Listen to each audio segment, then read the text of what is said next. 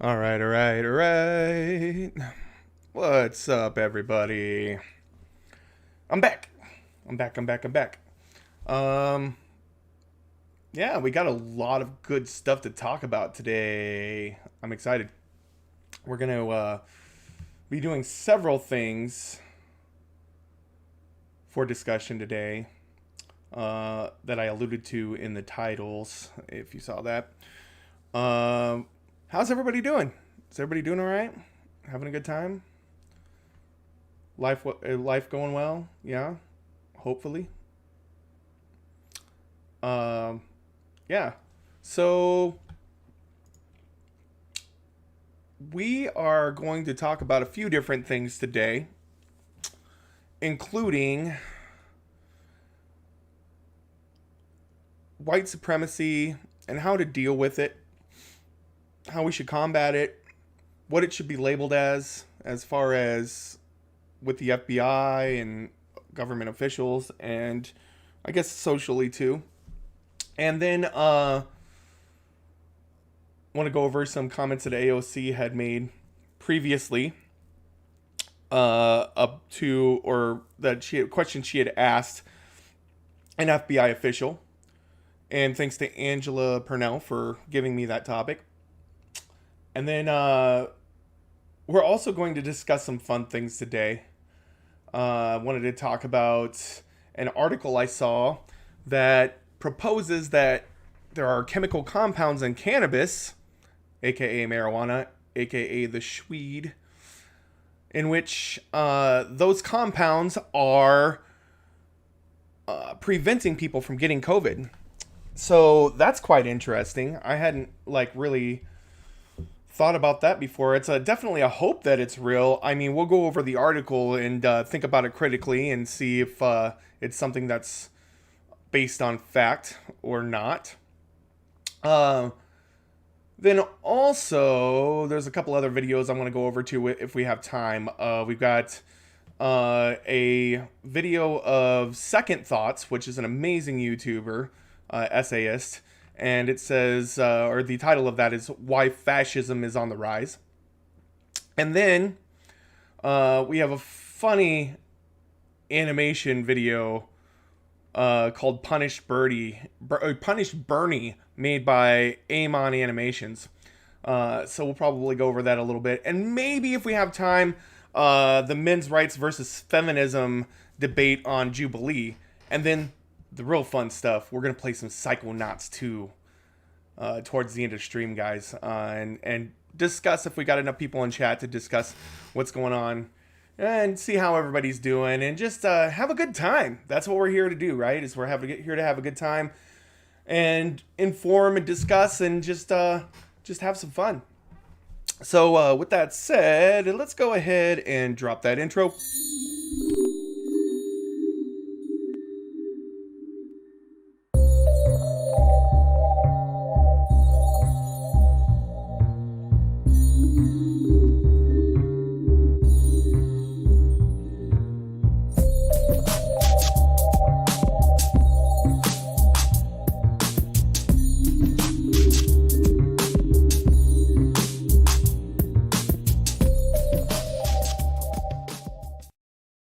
All right. So just a couple things, guys. I am streaming right now on Facebook.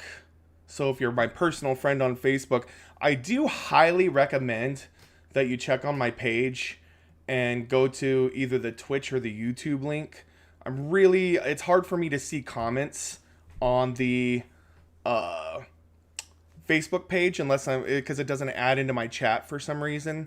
So if you guys are wanting to watch, I highly suggest that if you can, that would be great. If not, I mean, I'll check it from time to time. But if you're on Facebook, please just don't expect me to get to your comments right away, because I can't just look at it all the time without doxing myself on stream. So yeah, with that said, let's get to it, guys. Let's get to it. The first thing I did want to go over was white supremacy. Now, I'm going to do this in 2 separate sections. It'll be easier to split it up into YouTube segments if I do it that way. And B, they're kind of tied together, but they're 2 different facets. One's the kind of the social facet and how we should react to white supremacy in our social standings in the court of public opinion. And then the other part is how officials in government organizations should respond to it, such as the FBI and Congress, things like that. So we're going to start off right now. There's this very, very interesting video that I thought was really cool from a YouTuber called Uprocks. And let me go ahead and show it to you. This is something that I really was... Let's see here. Get the window capture going on right. Come on. There we go. Okay, so what this video is about is... what do you do when you're faced with, like, a Nazi at a protest? You know? Do you punch him in the face? I mean, that's my first reaction, is to punch him in the face. But I also think that this particular method is also quite interesting. And I'm really surprised by the outcomes of this. And so I think it's really a nuanced situation, whether you punch a Nazi or you hug them. What's going to be the best way to reform them is my goal is to get people on the right side of history and the right, in the right frame of mind and to make them be in other people's shoes and empathy, but also critical thinking and realizing when we have to fight back against certain things. So let's go ahead and take a look at this. What would you do if you were face to face with hatred? Would you yell? Would you punch? For Aaron Courtney, a high school football coach from Gainesville, Florida, the answer was hug. Courtney was on his way out from a protest against white nationalist Richard Spencer's speech at... That guy's a piece of shit, by the way, Richard Spencer. I'd probably punch him, to be honest. I might punch him. Because I don't know if he even believes half the shit he says as much as he is. I don't know. He might, but he's just volatile, man, and he brings so many people under the umbrella of white supremacy and white nationalism that it's disgusting. So he does a lot more harm than your average street punk Nazi guy. University of Florida, when he spotted his chance to confront someone who hates his very existence. He just had one question. But Randy Furness, a neo-Nazi skinhead, didn't have an answer. Instead... Of course he didn't have an answer, because he doesn't know. Like, I mean, these people who have these belief systems don't have any ethical system that backs it up behind it. They don't really know why they believe the things they do. It's just it's a knee-jerk reaction based on fear or fear of things that you don't understand or things that you're not familiar with, or it's just straight up like passed on ignorance from generation to generation. So yeah, these guys don't really know most of the time why they believe the things they do, why they spread hate. Stared. I could have hit him. I could have hurt him, Courtney told the New York Daily News. But something in me said, you know what? He just needs love. That's when Courtney, taking his father's teaching as a bishop at heart, offered Furness a hug. And finally, he got an answer. I don't know. It's a gesture that a former white supremacist recommends as more effective than a punch, and Samantha Bee recently even dedicated a whole... Just that scene. I mean, okay, you're fucking dead inside if you don't look at that and it doesn't give you some emotional reaction to see them embracing like that. I mean, like I said, it's not always the way to go, but just to see... I mean, how do you think that do you think that changed that guy's mind a little bit? I mean, I really think that probably did something to his belief system, at least shook it a little bit. Tongue-in-cheek segment to it. I would imagine in the history of the world, nobody's changed their opinion because they got punched in the face, because it now makes them the victim. So Yeah, it's the same thing with debate. If you put people on the defensive, whether through acts of violence or verbal assault, you're automatically going to put them on the defensive, and they're going to be hearing you less. Well, they'll be hearing you, but they'll listen to you less. They won't come to you, to the middle ground, see your point of view of things. It's going to be a fight, as opposed to something that could bring them over and make them realize that they're wrong in their views and in their hatred. hug a Nazi. Christian Piccolino now runs Hug a Life After Nazi. Hate, a counter-radicalization group, and says that the key to reaching and reforming white supremacists is understanding. The best way to Yes. destroy hate is with love. I'm sorry. You said what now? Daryl Davis, a blues musician from Chicago, has employed love and understanding as tools in dismantling hate. Over the last 30 years, 200 Ku Klux Klan members have given up their robes as a result of their friendship. Now that's numbers, man, right there. That's numbers. I mean, the guy got 200 people to renounce their racist views, deeply entrenched racist views, because of his friendship with them. I think that definitely shows that there is some validity to this type of tactic. If you even want to call it a tactic, I would call it just being empathetic and trying to bridge gaps, Friendship with Davis.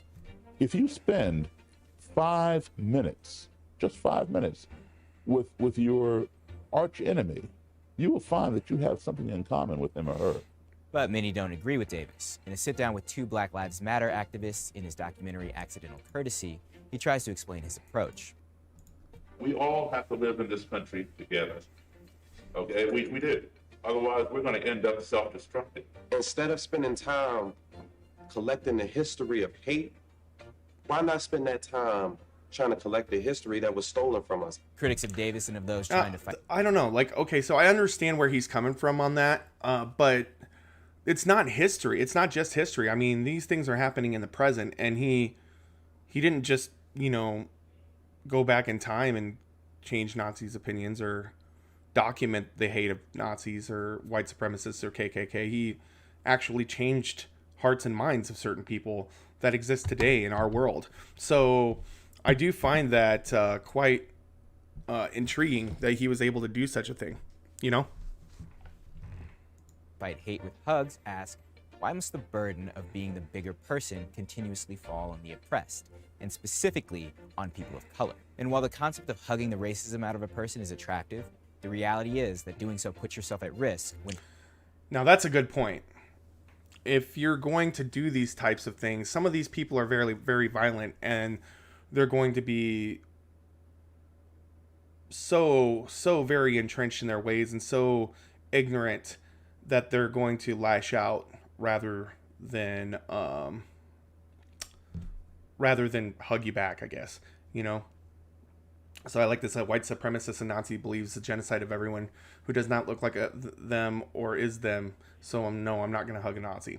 It's a good point, but I mean, yeah. I just think that you have to be careful.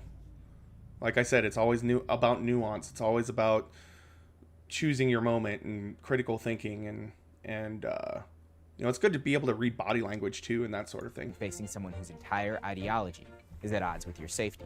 It's a question that separated schools of thought in the civil rights movement too. Malcolm X urged for equality by any means necessary, while Dr. Martin Luther King Jr. preached about the weapon of love. If we are arrested every day, if we are exploited every day, if we are trampled over every day, don't ever let anyone pull you so low as to hate them. We must use the weapon of love. We must have compassion. I do have to kind of agree with this a little bit. Like, a hate seems to degrade. It seems to be heavy on you. You know what I'm saying? Like, I use that word very, very, very, very lightly, or not very lightly at all. Or, you know what I mean? I use that word very, very sparingly because to hate somebody takes so much energy.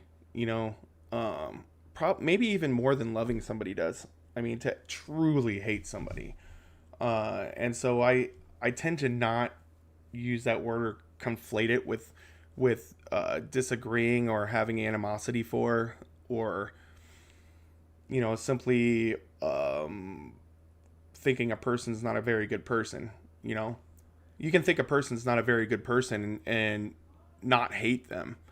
So it's just, I mean, it may be semantics, but I think words are important. And so therefore I don't use the word hate very often. Yeah.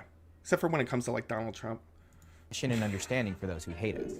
We must realize that so many people are taught to hate us that they're not totally responsible for their hate. But we stand in life at midnight. We are always on the threshold of a new dawn. There's no manual for how to erase hate and intolerance. What is the right way to approach a Nazi? Is there one? But if there were a chance you could somehow open someone's eyes to a new perspective through kindness, would you?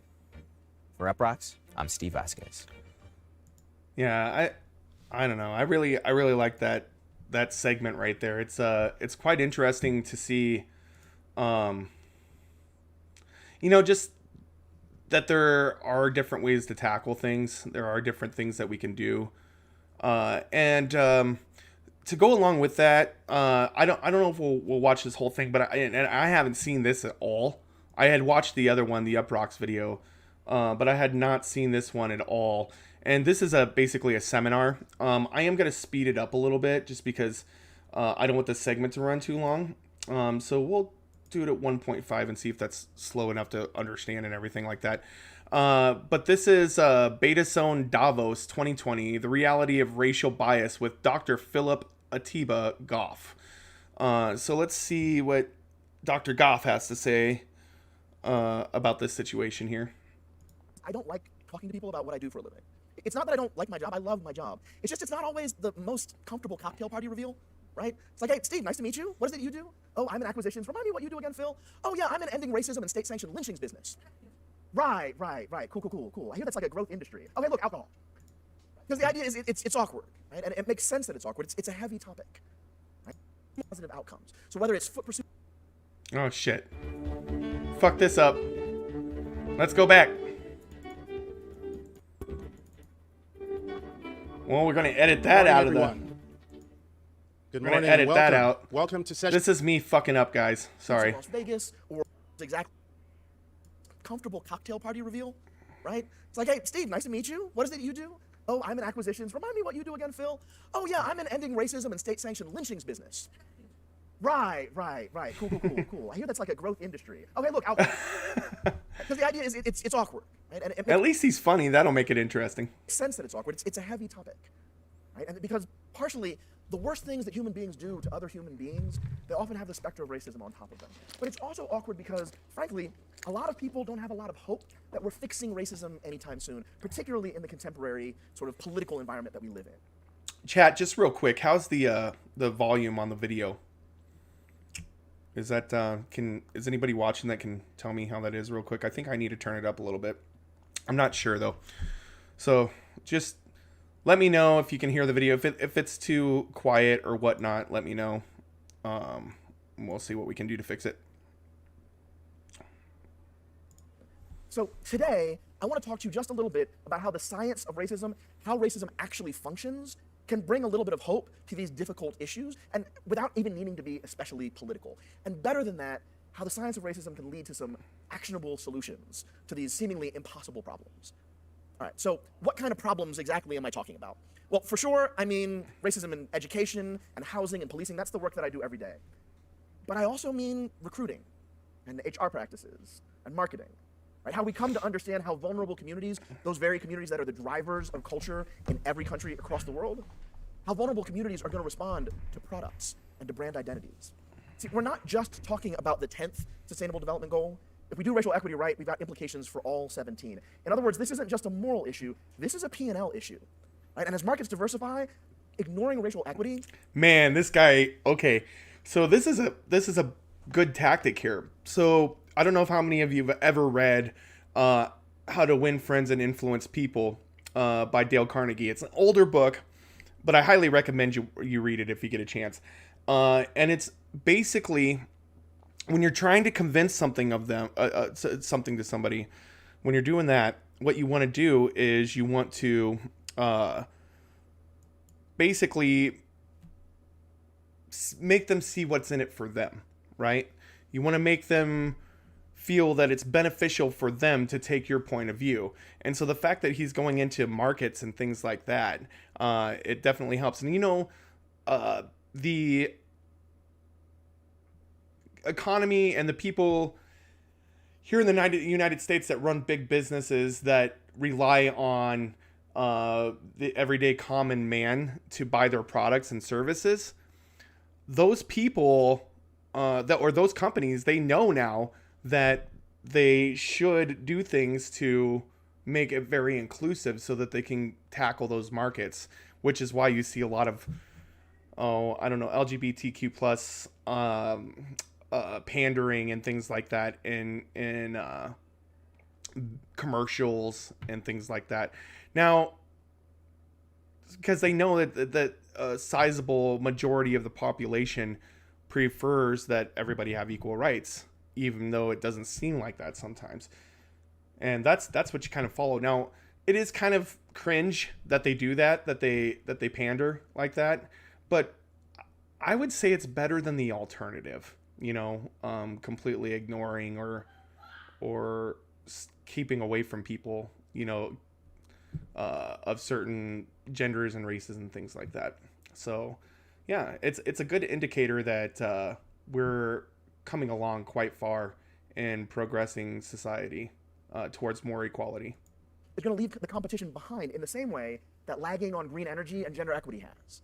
So in my everyday, I deal with racism in policing. But my hope is a little bit today, you all will help me to translate from the world I live in to the worlds that are closest to you. So we can transform these awkward conversations about racism, make them just a little bit less painful and a little bit more comfortable. Okay, so can I ask you to do that with me a little bit? Yeah, so it's okay to speak back, right? Cameras are on me. Yep. Thank you. All right, so to get how the science of racism leaves me optimistic, it's important we define that term racism. Okay? The most common definition of racism is that racism... You guys know the term racism wasn't even in the dictionary until like the 1930s? It's pretty crazy, huh? Behaviors stem from defective hearts and minds. Okay? And if you think about the ways that we talk about trying to solve this problem, you'll hear it. To fight racism, we need to combat ignorance. To fight racism, we need to stamp out hatred, hearts and minds, right? Now, a lot of my optimism comes from not using this definition because, and this is important, it's totally wrong. Okay? It's wrong in every way. But before we talk about the definition I do use, I actually think it's useful to talk about how this hearts and minds definition of racism, the wrong definition, how it gets to be so sticky, how it's so hard to get rid of. So I want to use an illustrative example. Okay? This is a picture of Emmett Till. Now, for those of you who don't know where this is going, Emmett Till was a 14-year-old black boy born in Chicago, Illinois, to working-class parents. And as he grew up, he developed a speech impediment that made it sound like he was whistling when he spoke. So his mother, Mamie Till, decided it'd be a good idea to send young Emmett away to live with his relatives in Mississippi during the summer of 1955, so he wouldn't get bullied. What she wasn't expecting is that a white woman would lie about her child. See, in August of that year, a white woman told her husband that the 14-year-old Till had sexually propositioned her, which he hadn't. But the result was worse than any bullying she could have imagined.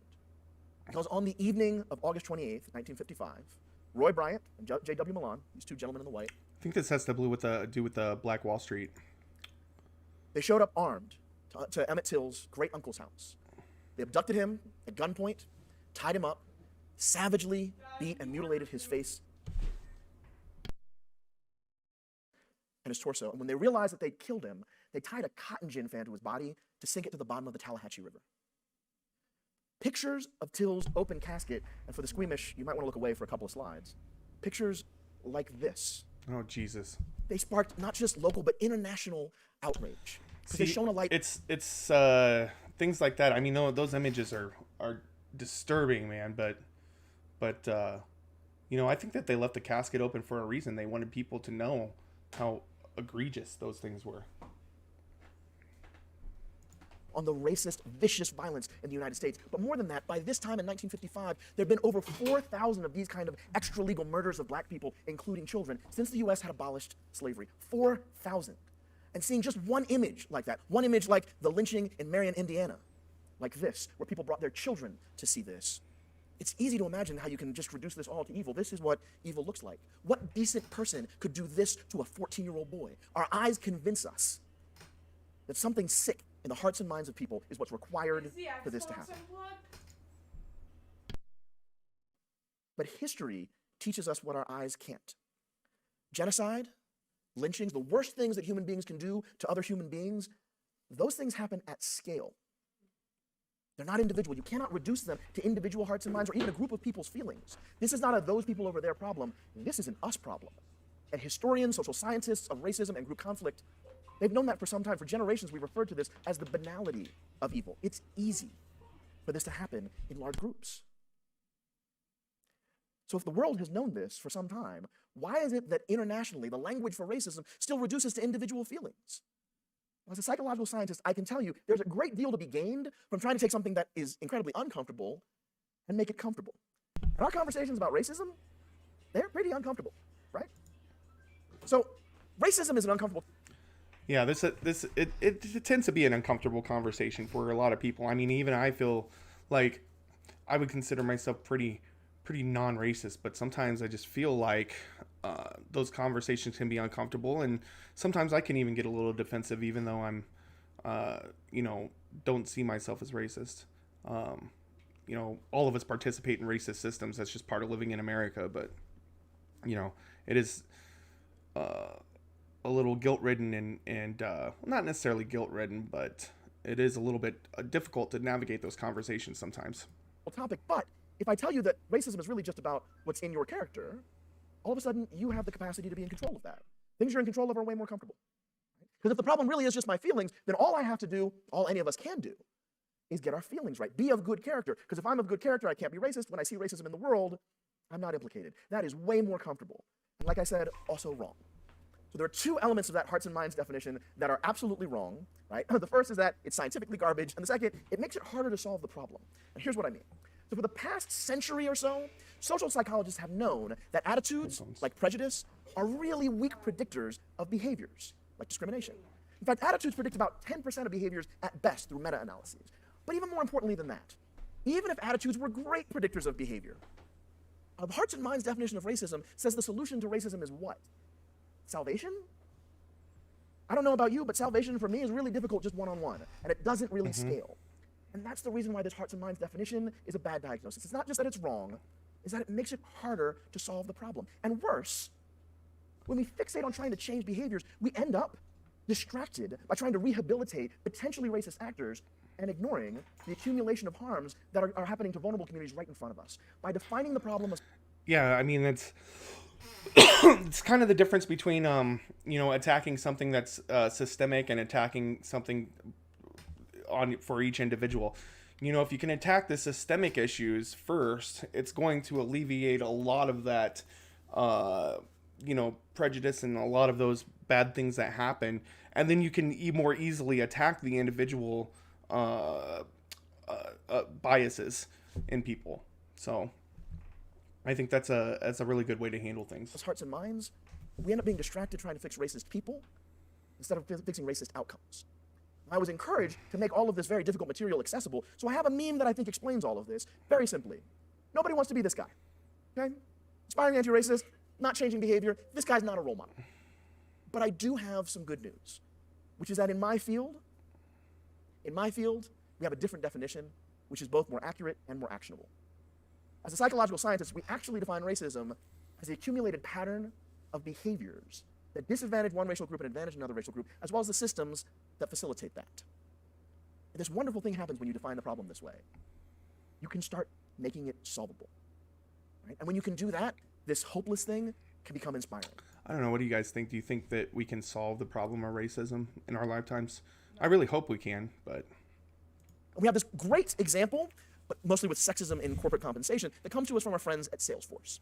See, in 2015, folks at Salesforce had a concern, right? Some of you are nodding your heads, you know this story. They had concern that they weren't paying men and women the same amount for doing the same job. So what did they do? Well, they measured whether or not they were paying men and women the same amount for the same job.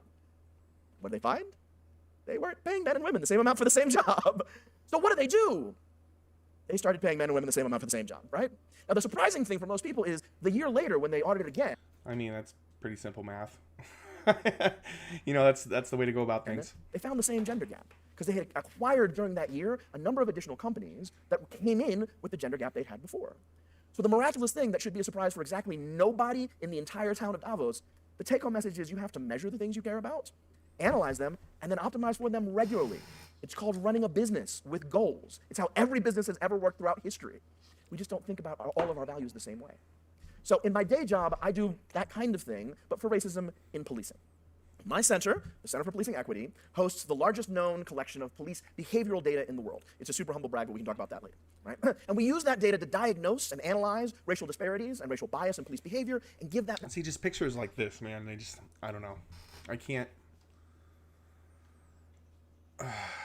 It makes me sick to my stomach. Seeing people in positions like that, like...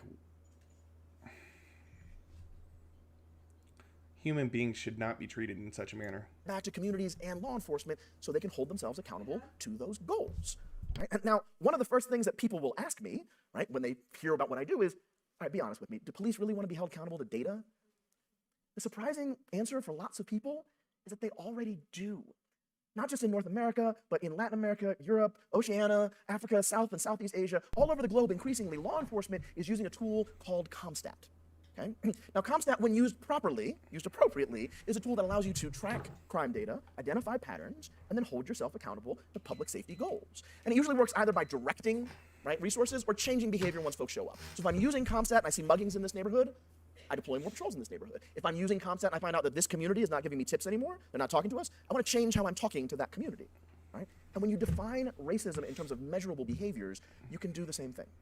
You can create a CompStat for justice. Now, to be fair, justice is kind of tricky to measure. I can't just count the number of Asian folks who get pulled over and then compare that to the number of Asian folks who live in a neighborhood. That's called a correlation, and I'm a scientist, so I'm kind of allergic to that. But what we can do, we can... Yeah, I mean, I see where he's going with this, but I don't think it's just data that will stop these things from happening. I mean, I get that will help quite a bit. I'm not denying that this guy is onto something here, but I do believe that there's a human element to it too, and I hope he touches on that. Collect, let's say, police use of force data, and then I can integrate that with local data on poverty and crime and housing inequality and employment inequality and health outcomes and educational outcomes. And then when we analyze those data, we can calculate roughly the portion of racial disparities that might be able to be attributed to things that police can't be accountable for, they can't control, like crime and poverty, and the portion of the racial disparities that police might be accountable for, like their policies and behaviors. So if you wanted to do better, at least you'd have a place to start. So let me give you an example of how this might work. In fact, how it did work. In Las Vegas, we were able to look at their data and help them to see that a disproportionate number of their use of force incidents, they actually followed from foot pursuits. Now, why would that be? Why would a foot pursuit lead to a disproportionate number of use of force incidents? Well, if I'm an officer, if I'm chasing after somebody, I am convinced that they are a bad guy, right? No. Yeah, I mean, I kind of get that. Nobody runs from the law but the bad guys. At least that's what officers think. But I'm also running in heavy gear and polyester, not a breathable fabric. That means my heart rate is up, and I'm sweating, and my adrenaline's high. That means even if the suspect surrenders... The thing is that often black people will run from police for the simple fact that they're scared, because there is that stigma around police that they will kill you if you're black. You know, they will beat you if you're black.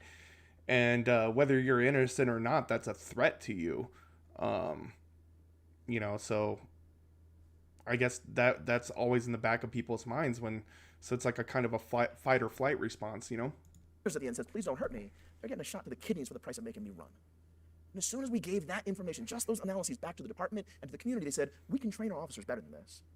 Like any marriage counselor, we can teach you to count to 10, or don't touch them until your backup has shown up. So the following year, across the board, not just in foot pursuits, across the board, Las Vegas Metro reduced their use of force by 23%. And in the dozens of departments where we've worked, we've employed these similar sorts of strategies, we've had similarly positive outcomes. So whether it's foot pursuits in Las Vegas, or it's immigration enforcement in Salt Lake City and Houston, or it's the homeless problem in Minneapolis, or just low-level enforcement of low-level rules violations in Baltimore. Across our dozens of partners, we've seen an average of 25% fewer arrests, 26% fewer use of force incidents, and 13% fewer officer-related injuries. This is healthy for them. It's definitely a help. Another way to put this is, if you give people a solvable problem, they'll get busy trying to solving it. I mean, these are... But I mean, you know, those aren't high numbers. I mean, they're definitely impressive to a certain amount, but like, I mean, I think that those numbers should be decreased quite a bit more, and I think that that's where the human element comes in too, you know? Literally detectives, right? They're going to try and solve a problem you put in front of them, like anybody in any organization ever. And just think about how this works on the flip side. How many industries talk a good game about equity, diversity, and inclusion and measure nothing? I can't tell you the number of universities that have asked me to show up and look at their strategic diversity policy, which, by the way, is usually sitting right next to their capital campaign with all of its leading metrics, right, on fundraising and success. But there's their strategic diversity policy, and it says, we at blank university are committed to diversity. And that is the end of the strategic policy. No metrics, no sentiment survey, nothing. Empty words. Empty words. And I gotta say, if that is how you think about doing diversity, you're not helping, right? And I gotta say, another way to think about this, I'll let you in on a little secret. I have been black my entire life. I took like a week off in college, but other than that, straight through, right? And I have never felt the sweet relief of justice. How did he take a week off in college? Did he do whiteface? Is that what he did? That'd be great. I'd probably commend him on that. Because someone told me they were committed to feeling better about me. Let me flip that around a little bit. That white woman whose lie cost Emmett Hill his life, she's still alive. And she recently admitted to the lie and talked about the change of heart she'd had, how awful she felt, how terrible that was. No one could have deserved that. And I ask you, does that change of heart make it better, or is Emmett Till still dead? Because that's the starkness of thinking about racism as hearts and minds versus behaviors. So if we're thinking about remedies... Kind of a too little too late situation there, I would say. Keep that in mind. So I don't know what remedies the people in this room or the people who are watching this elsewhere care most about. Maybe it's the stuff I do every day. Great, we'll have a great conversation going forward. Or maybe it's the new hiring policy that has fantastic principles but no metrics attached to it. Or it's the community engagement initiative that gives you fantastic stories but has no clear way of measuring the benefit to the community or to the company for that matter. Or it's the marketing strategy for the opportunity zone with really thin KPIs. But the point that I think you're picking up on, if an organization, if any business hasn't figured out how to measure the ways it facilitates racially disparate impacts on the communities it touches, it is at both moral and financial peril, at risk. We already know this for environmental impact. We know this for economic impact. How many environmental and economic impact plans actually have metrics built in looking at racial disparities?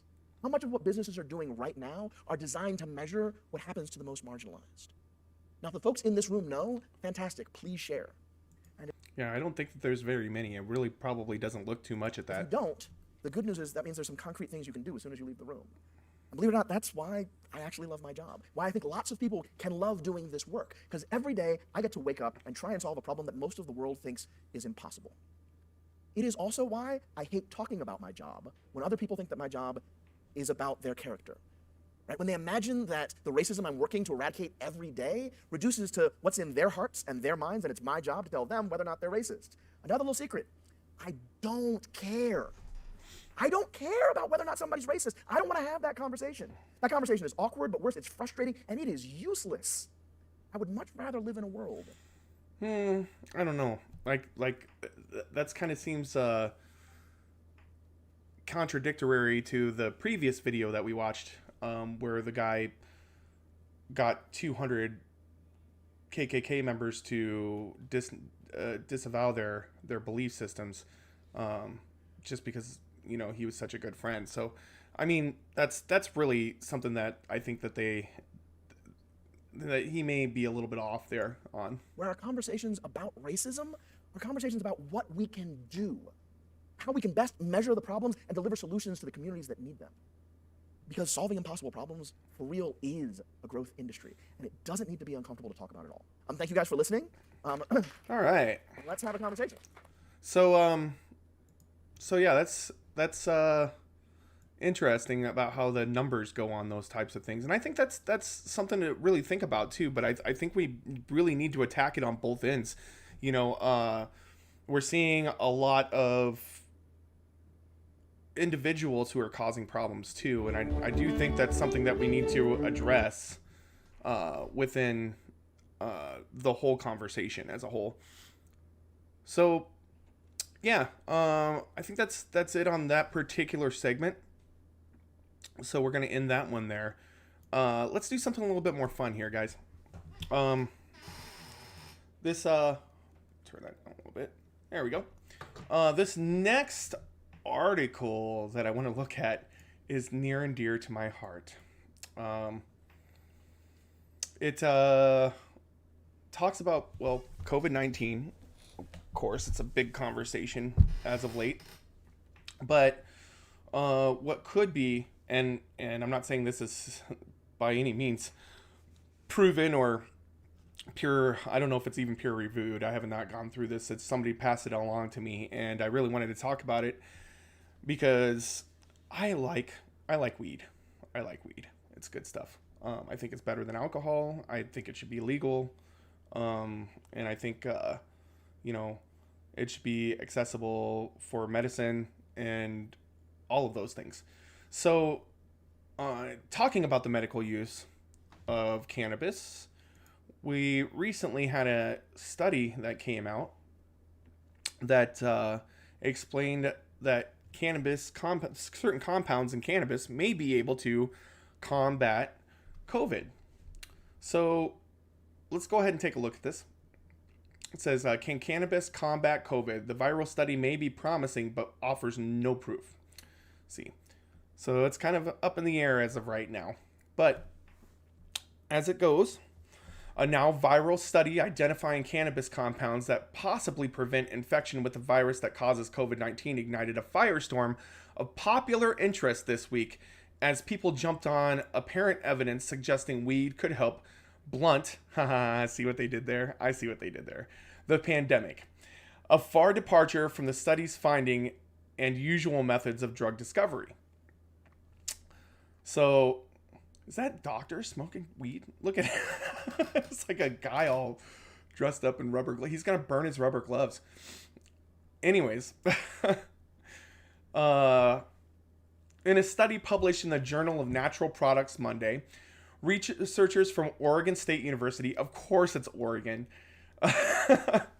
identified two compounds commonly found in hemp. Cannabigerolic acid and cannabidiolic acid, CBDA, that could bind to the coronavirus and possibly block a crucial stage in how it affects people. Both compounds appear to hinder the virus's ability to infect human cells in laboratory tests. So, I mean, that's promising, right? The researchers found after testing alpha and beta variants of the coronavirus. The paper piqued a flurry of interest as enthusiasts, including social media users, online, and mainstream comedians, took the findings as evidence of weed's pandemic fighting prowess, something notably the study's authors did not claim. So they haven't proven that it really does anything with the virus inside the body. It was just an initial test, but it's promising, so we can say that. Dr. Michael Soldegren, who heads Imperial College London's medical cannabis research group, told Forbes it is not unconventional to identify drug candidates this way, and said the results were interesting, but cautioned the findings would need to be confirmed in animal models and tested on humans in clinical trials. So we're not there yet, guys. We don't know for sure if this is something that's going to pan out or not, but it is kind of exciting to think about, I haven't really had any, I don't know if I've had COVID or not. If it was, I was asymptomatic, so there might be something there, anecdotal evidence. This data does not prove cannabis compounds can prevent or cure COVID infection in humans, Sodergren said, and provides no evidence to support the smoking or ingestion of cannabis products to do the same. What to watch for, though? What should we watch for? Further studies. Sodergren told Forbes that findings warranted further scientific interrogation, but noted the overwhelming majority of positive in vitro petri dish findings and drugs discovery do not translate to a benefit seen in humans after conducting clinical trials. So what happens in a petri dish may not reflect what actually happens in the human body when it comes to actual trials. It makes sense because they're completely different conditions. I mean, the working of a living human being as opposed to cells in a petri dish, Let's see here. Background. Finding candidates for possible drugs and treatments can be expensive, time-consuming, or onerous process. I volunteer his tribute. I will totally take this. I'll take this study. I'll be a guinea pig. Let me do it. To speed things up, researchers often test large numbers of known compounds to see if they produce a biological or chemical response in line with what might be expected in a drug treating the condition they are trying to find a treatment for. Positive responses at this stage, like the cannabis compounds, are but the first for many filters the compounds must pass, and assuming all goes well, an approved drug could still be on the way, still be more than a decade away. So even if they do find that this has some sort of benefit for COVID,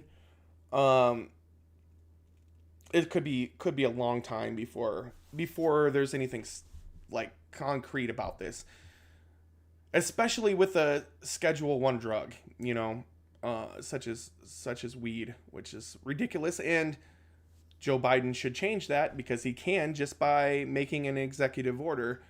And I think that would help him and the Democratic Party in the midterms. But that's a conversation for a different video.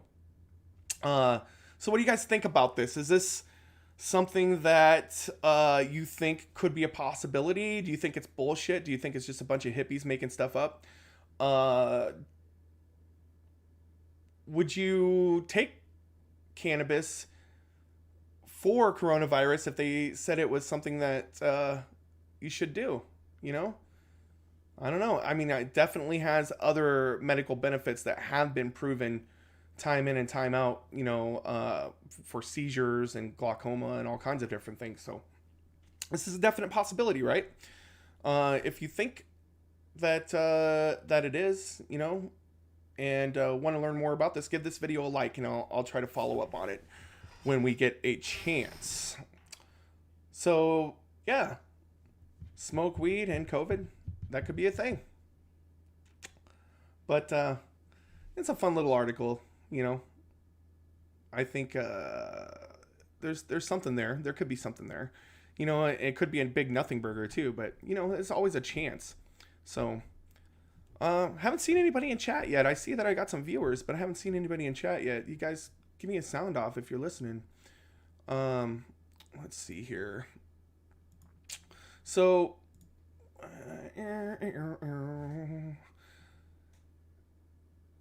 yeah, there were a couple other things that we wanted to talk about today as well. And some of these segments are kind of tied in together, but I do want to keep them kind of separate because there's nuance and differences in both. But just recently, somebody had sent something along to me. My friend Angela had sent something along to me about Alexandria Ocasio-Cortez, and it was a congressional hearing with the FBI about how they label white supremacy in America. So, we did a segment earlier about how to handle white supremacy socially, and in business and things like that. And this is a little bit more official as far as what the FBI should be doing when it comes to domestic terrorism as it pertains to white supremacist terrorism. That was my phone. Let's put this on silent.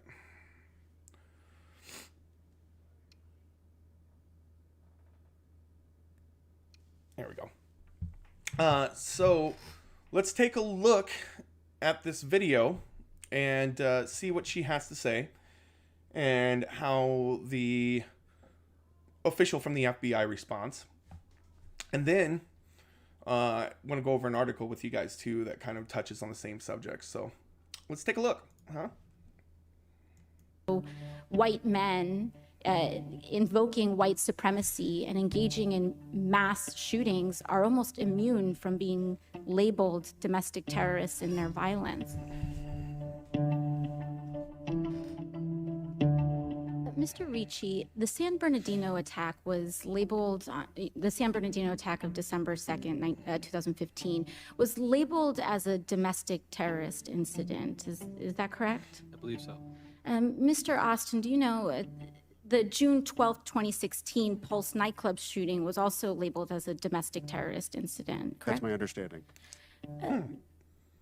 Mr. Salim, when Dylan Roof, a 21-year-old white supremacist, entered the Emmanuel African Methodist Episcopal Church and murdered 9 African-American worshipers, was that labeled as an incidence of domestic terrorism? I don't believe it was, but there's no question that it was. Okay. So it was, in your belief. If there's no question that it was domestic terrorism, why did his organization, why did his governmental body not label it as such when they've labeled many other incidents that were not associated with white supremacy as domestic terrorism? You know, there's not really a good answer for that, it seems like. As a leader in this space, it was an incidence of domestic terrorism, but it was not labeled as such. That's correct. Was the white supremacist shooting at Pittsburgh Tree of Life Synagogue labeled as a domestic terrorist incident? I'm not aware that it was, although then Attorney General Sessions came out and called it that.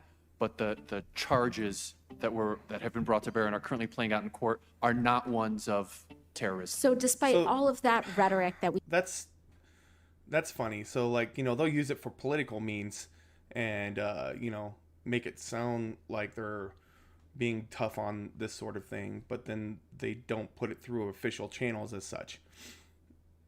It says a lot there. We were hearing they weren't actually labeled, these white supremacist incidents were not labeled as domestic terrorist incidents. And, you know, I really dug into some of these distinctions. What was labeled as domestic terrorism? What was labeled as a hate crime? And I could not help but, as much as I tried to dig in and explain, I could not help but feel and see that attacks committed by Muslim Americans were almost automatically labeled as domestic terrorist incidents, yet white supremacist shooting after shooting after shooting is not. And I can't help but come to the conclusion that these labels, what's being labeled as... That's because only brown people can be terrorists, right? So ridiculous. But that seems to be what they're getting at here. Or if they're labeling anybody who may be Muslim as a terrorist, you know, when they do something, you know, when they kill people in a mass shooting or something like that. But the second it happens with a white supremacist, it's just that's not domestic terrorism at all. It makes no sense whatsoever. Terrorism is almost exclusively coming down to the identity, and it seems as though white men invoking white supremacy and engaging in mass shootings are almost immune from being labeled domestic terrorists in their violence. Do you find similar patterns, Mr. Salim? I think when we look at, and I'll just call it what it is, the terrorism that has been perpetrated against not just Jewish communities, but against Muslim communities, against Christian communities in Charleston, against Sikh communities in Oak Creek, Wisconsin, and a range of other communities that organize based on race, national origin, ethnicity, color, etc. Like these acts that take lives, I don't know how you can label these actions in the eyes of the victims or the families or the communities that are affected anything other than acts of terrorism. Thank you very much. And Okay, so then why he doesn't give any explanation for why they don't do that though? Why don't they label these things as domestic terrorism?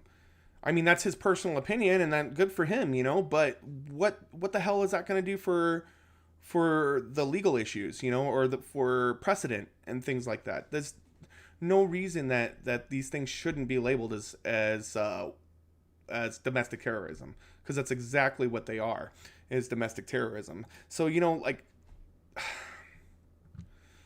and to be honest, if you look at it, domestic terrorism, or actually white supremacy, right-wing violence, is the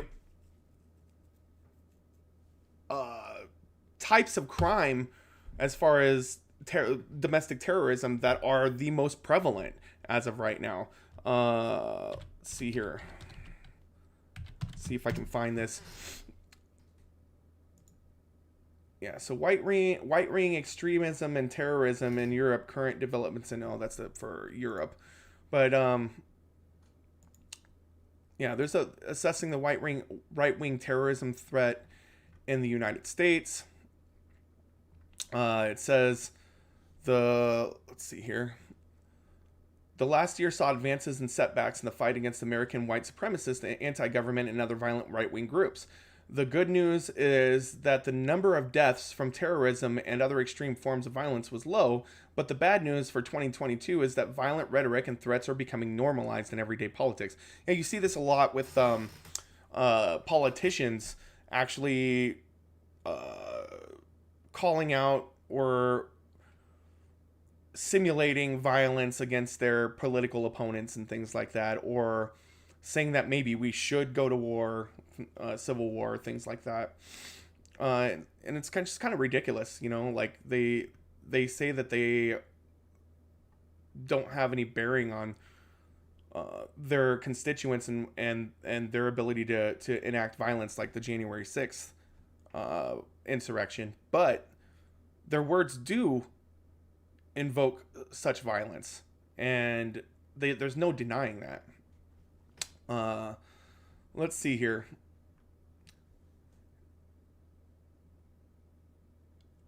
In a shift that will have positive long-term consequences, the Biden administration has made right-wing terrorism a priority. In June, the administration released a strategy for countering domestic terrorism, attempting to lay out both the different facets of the threat and how various security agencies should respond. The federal government has also launched an ambitious set of investigations focusing on the January 6th insurrectionists and bringing hundreds of them to trial. One of the things that I thought was funny is the irony that people say that the January 6th riots, the January 6th insurrection wasn't an attempted coup, but you see people storming the Capitol with fucking rebel flags with the flag of the South, and we beat them once already. Like, do we have to do it again? Come on, guys, come on. So also I wanted to show you this one here.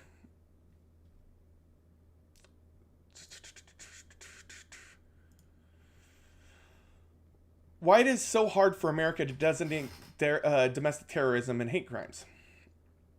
On March 16th, 2021, Robert Aaron Long opened fire on businesses in the Atlanta area that employ a large number of Asians.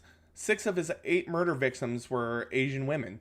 Similar, Dylan Roof, who murdered 9 black parishioners inside an African Methodist Episcopal church in South Carolina, and Patrick Wood Cruces, who murdered 23 people in Texas in the deadliest anti-Latino attack in recent history, prosecutors should consider hate crime charges for Long. Yet, some people are actually buying that Long's actions were solely over an alleged sex addiction. There are a ton of massage places in the Atlanta area. Why did he only target ones operated by Asians? Is it because he is racist and probably sexist, plain and simple? It should not take domestic terrorists writing white supremacist manifestos like those of Roof and Crucius in order for us to classify their behavior as hate crimes. It is not enough for people to only be convicted of murder. They should also be convicted of hate crimes, or we will continue to see this every day. Mundane acts of racism spill over into larger acts of domestic terrorism. So that's a good point there. I mean, it lets people, I guess, skirt the severity of these issues, right? It allows for things to be downplayed. The word terrorism is a very powerful word, especially in America, and should not be reserved just for Muslims in other countries who bomb each other and things like that. terrorism comes in all forms, and unfortunately here in America, it seems the biggest perpetrators of such terrorism are white supremacists these days.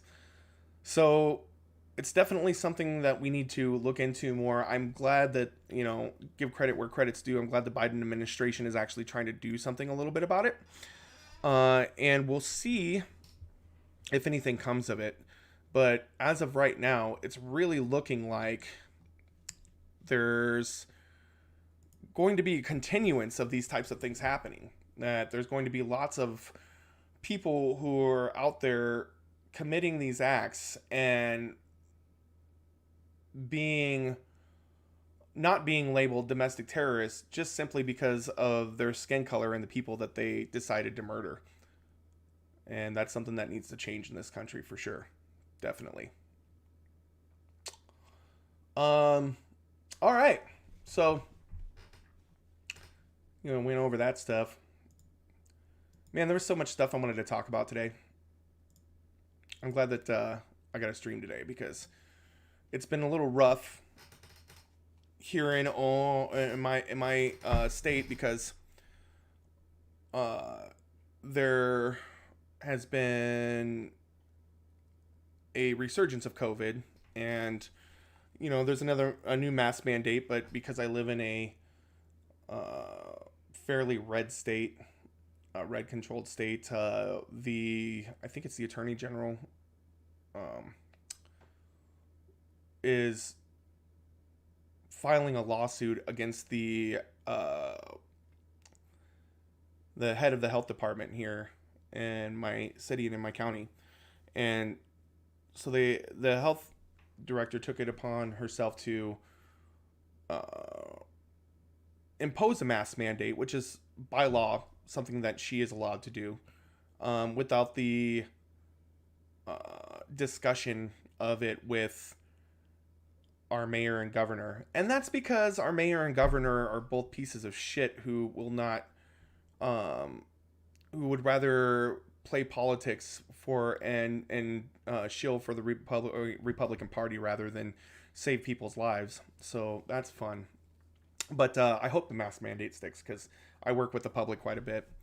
But I also think that in places like this, where I work in the entertainment industry, I'm not talking about this because this is, more of a passion project, which I hope goes somewhere. But I do work in the entertainment industry. I'm a DJ and I do weddings and all kinds of things like that, and host karaoke and DJ at bars.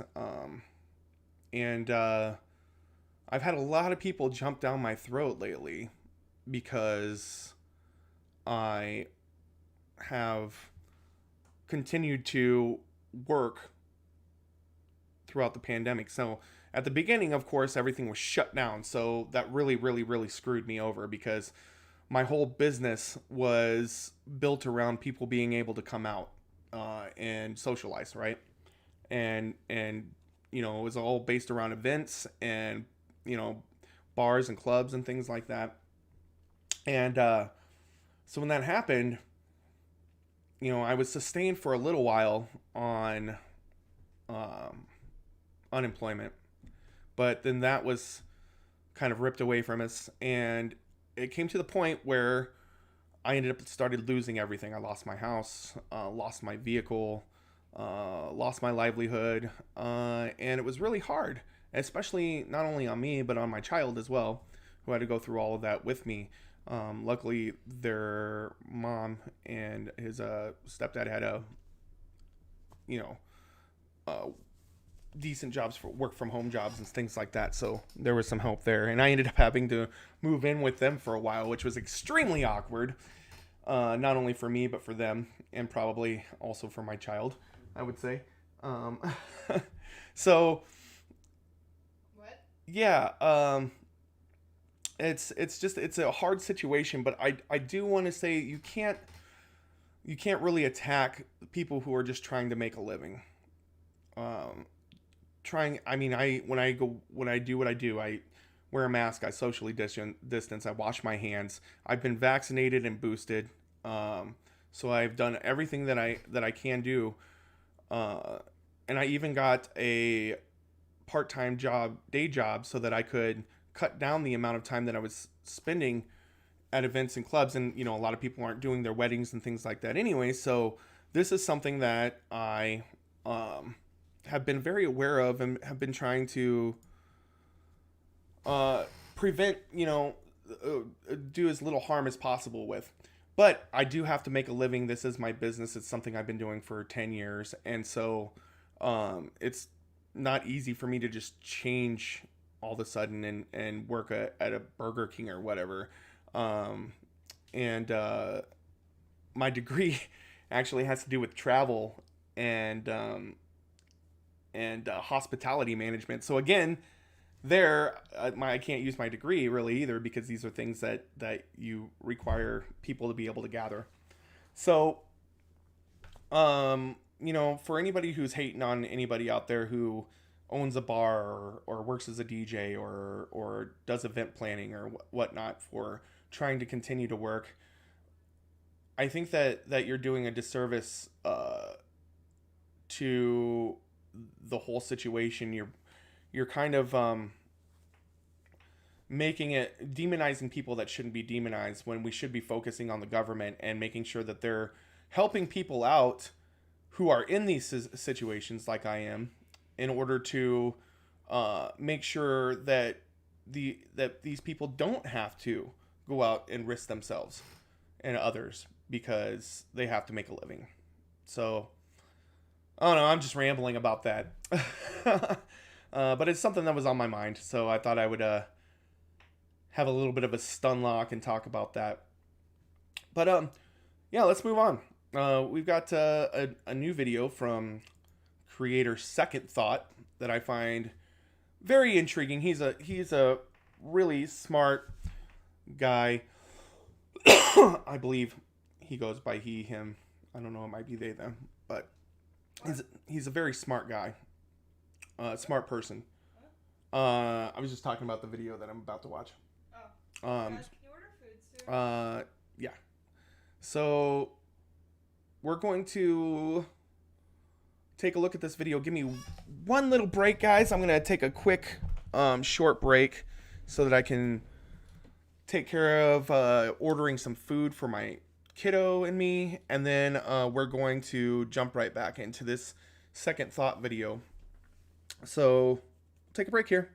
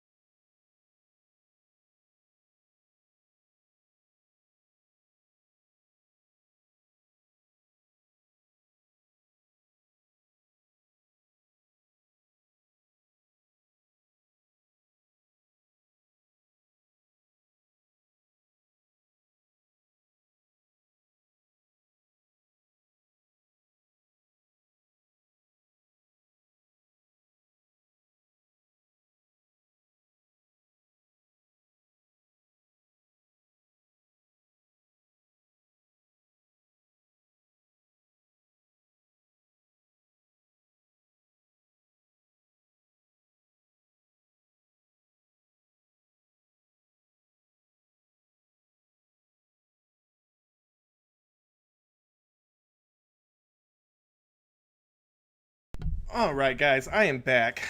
Just had to order some food for the kiddo and for myself, of course. So we are going to go over a video here from a YouTube creator by the name of Second Thought, who is an amazing essayist on YouTube. And this particular video is pretty interesting because I think it goes over a lot of the things that have been happening in the last year with right-wing terrorism, including the January 6th insurrection. So let's take a look, shall we? This episode and others like it are made possible by the generous support of my patrons on Patreon. We just did a major overhaul of our patrons-only Discord server, so if you'd like to join our growing community and get early access to every video, consider becoming a patron at patreon.com/secondthought. Remember January 6th. I do always encourage people to patronize content creators, including myself. So, like, subscribe, donate, all of that good stuff. Send some donos. All right, let's take a look. 6th? Of course you do. Remember, it was the day Antifa did everything Trump supporters had said they would be doing for months. Did it exactly the way they'd been planning and telling all their friends they'd be doing it in online forums. Did the whole thing while wearing MAGA shirts, waving Confederate flags. That's a hell of a conspiracy right there, guys. That's one bit of craziness right there. I'll tell you what. And having the names and faces of long-standing Republican voters grafted onto their own, Mission Impossible style. And then Antifa chivalrously took none of the credit for it. Wow, what a memorable time in American history that was. It's been almost a year, or exactly 1 year, or just a little more than 1 year. I don't know. I'm writing this in December.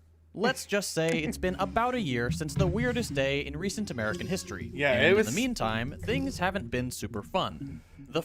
It was pretty weird, man, seeing people do that. Like, just these videos, even today, just watching these this footage of people ramming into the Capitol is just mind-blowing. Far right seems like it's continuing to grow in power and in influence under the Biden admin. And in this episode, we're going to be looking at that a little more closely, because it is a troubling omen for the future of politics in this country. Let's get started. The first thing I should address is the title of the video. The idea that fascism is on the rise in the US. That's a pretty obvious statement for most people, and likely even more so for the audience I have on this channel. Yeah, I mean, everything from, Charlottesville onto the insurrection on January 6th, or the attempted insurrectionary activity. And just what you hear in the media and people getting kicked off of Twitter and trying to join other organizations and things, it's all connected. It's the right, the fascist right seems to be coalescing and gathering their forces, which is pretty freaking scary. Fascism has been on the rise for a while, so much so that it's made that very statement the topic of countless op-eds. And not too long ago, the most powerful government seat in the world was filled by the unwitting culmination of that trend. For 4 years, I'm not sure if it was unwitting. I mean, he is pretty dumb, but, I feel like he kind of played into it a little bit, I mean, there's a reason he wouldn't admit that, white supremacy was a problem. He's a reason he said there were good people on both sides, and things like that. He knew that those were his base, those were voters. The United States was ruled by a man who repeatedly parroted fascist narratives, cozied up to white supremacist organizations, and used armed forces and a militarized police to quash anti-fascist protest movements. And those are just some of the many other telltale signs of fascism. There are just so many. I'm not going to spend more time on this already tired argument of whether Trump is a fascist, a proto-fascist, a neo-fascist, or not a fascist at all, haha, don't worry about it, because you've had over 4 years of that and we're all sick of it. This video is about how the US as a whole is getting fascister. Even more fascisty? How America is doing big fash. How America is doing big fash. I like that one. That's a good one. America's doing big fash right now. But just so it's out of the way, I'm going to be using the same definition of fascism I've used before, palingenetic ultranationalism. Palingenetic... Say it with me, guys. Palingenetic ultranationalism. Palingenetic ultranationalism. Palingenetic... Say it 5 times fast. Just do it. Meaning a belief in and a desire for the violent rebirth of a nation to overcome a period of moral decay, and ultranationalism meaning an overwhelming loyalty to a perverted vision of one's country, often laced with bigotry and racism. So basically MAGA chuds. There is more to fascism than that, and it varies by the culture in which it appears, but since we're talking about big trends in our common discourse, defining fascism by its core ideology like this is actually pretty useful. So, with all that in mind, let's go back to January 6th. That day was a real turning point for the American far right, particularly in the months that followed it. On the one hand, it was the first time in several years that crackdowns had targeted white nationalists and their friends so aggressively. As I'm writing this, over 700 people have been arrested and charged for the acts committed on the day of the riots, and several trials are ongoing to identify central figures and prosecute. It's funny, these guys, like, look at this guy. They're caricatures of themselves a lot of times. It's just hilarious. Like, I mean, I'd probably wear that for fun, but like, you're in a serious like situation where you're trying to raid the Capitol. Like, come on now. Them. Groups like the Proud Boys, who were involved in the event and reached superstar status in 2020 after this infamous clip. Stand back and stand by, but I'll tell you what, somebody's got to do something about Antifa and the left, because this is not a right... These groups started to lose members in 2021, whether it was because of mass deplatforming from Parler and other online cesspools for the far right, or because the group splintered after leader Enrique Tarrio was outed as an FBI... Yeah, it's funny, like, that he was the leader of the organization... because, well, it's kind of a racist organization, and I guess he was maybe their token of some sort. But also, well, and he was very misogynistic too. So, and that's their bread and butter is misogyny, and chauvinist behavior. But yeah, he was a fucking informant. The Proud Boys and groups like them could not and did not build the same sized audience on Telegram as they had achieved just a year earlier on other platforms. But that seemingly downward trend is a very small part of the story. Not only have public shows of force by the far right increased, not only do already white supremacist police forces get infiltrated by even more extremist group members, the overall trajectory of the far right movement in the US in general has been growth. Massive growth. And the reason the far right has grown so much is because it has successfully coalesced under a few key narratives that it has been able to mainstream in greater America. QAnon, MAGA, you know, we got those types of things going on, and anti-immigration people. I don't know. Let's see what he has to say about political culture. The Proud Boys may not be what they used to, but it's because the American right as a whole has taken their place. Take a look at this clip, taken from a community meeting in Shasta County, California. And you better be happy that we're good citizens, that we're peaceful citizens. But it's not going to be peaceful much longer, okay? And this isn't a threat. I'm not a criminal. I've never been a criminal. But I'm telling you that good citizens are going to turn into real concerned and revolutionary citizens real soon. And nobody else is going to say that. I'm probably the only person that has the balls to say what I'm saying right now. That we're building, we're organizing, and we'll work with law enforcement or without law enforcement. But you won't stop us when time comes, because our families are starving. And if you don't hear the seriousness of my voice... See, and it's people like this. I feel like this guy is just like really, in a major way, extremely misguided, right? So he's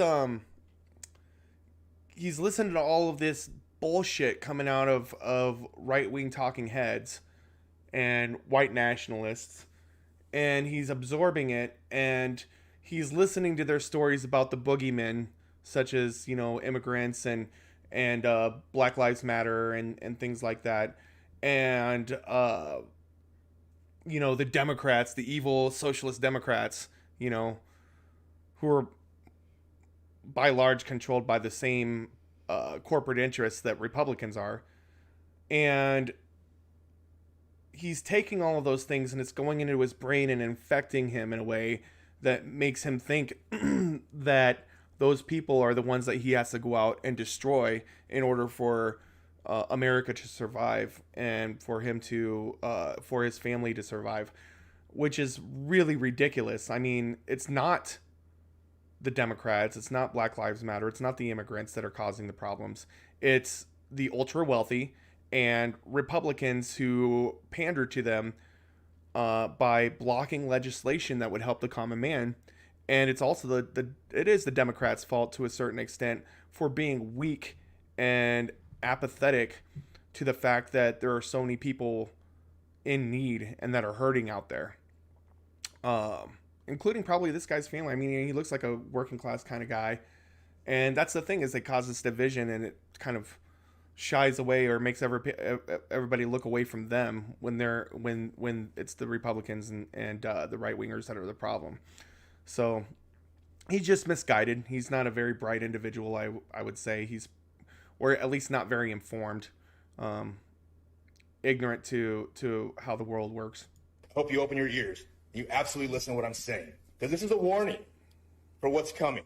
It's not going to be peaceful much longer. It's not going to be rah-rah. It's not going to be speeches. It's not going to be gathered outside saying a Pledge of Allegiance. It's not going to be waving flags. It's going to be real. When you've seen the things that I've seen, I went to war for this country. I've seen the ugliest, dirtiest part of humanity. I've been in combat, and I never want to go back again. But I'm telling you what, I will to save this country. If it has to be against our own citizens, it will happen. And there's a million people like me, and you won't stop us. Open the county. Let our citizens do what they need to do. Let owners of businesses do what they need to do. Oh, I forgot about that too. The whole COVID, conspiracy thing that it's all a government plot to subdue the people. Yeah. To feed their families. Take the masks off. That's a pretty troubling discourse, and as tempting as it might be to see this as a brief insight into a small movement, there's good evidence that the man in the video is just the most vocal part of the new American right. There's good evidence these beliefs aren't limited to militias with goofy names. They're an integral part of the conservative mob. Just take this statistic from the GWU Program on Extremism. Only around 13% of those charged in the Capitol riots were formal members of militant groups like the Proud Boys, the Three Percenters, and the Oath Keepers. The remaining 87% were a mix of typical Trump supporters and independent far-right extremists. Yeah, I mean, it's not just organized groups anymore. I mean, these people who are all fucking snowed by the same lies are kind of coalescing to this giant amalgamation of just crazy. Share with their friends and family or lone attendees defined as inspired believers. That means most people who breached the Capitol were just average Republicans. And you can tell, these rioters just don't look like the typical far-right extremist. They are much older, with around... Hi, I broke windows in the Capitol. Best day of my life. 2/3 being over 35 years old, much less likely to be unemployed, and a full 14% of the attendees charged were business owners, and 30% were white-collar workers. These are not the typical far-right extremist demographics. These are just Republican constituency demographics. All that to say that the mainstream Republican Party has not only swept the violent far-right under its wing, it is comfortable embodying it. You think a lot of them are just bored, like, with life? Like, they have their beliefs and stuff, but like a lot of them I feel like are just like bored with their existence in general and just want to cause a ruckus. Itself. Okay, how did this happen? What are the narratives that have made their way out of smaller far-right cells and into common right-wing discourse? There are some you're probably already expecting, like the belief the election was stolen. That is a big one, and around 60% of the Republican Party does hold that to be true. To be fair, Trump spent months, and at this point over a year, hitting them over the head with that one, so it might not be the best example of a small group's narrative making it big. A more concrete example of that phenomenon is the QAnon conspiracy. Oh boy.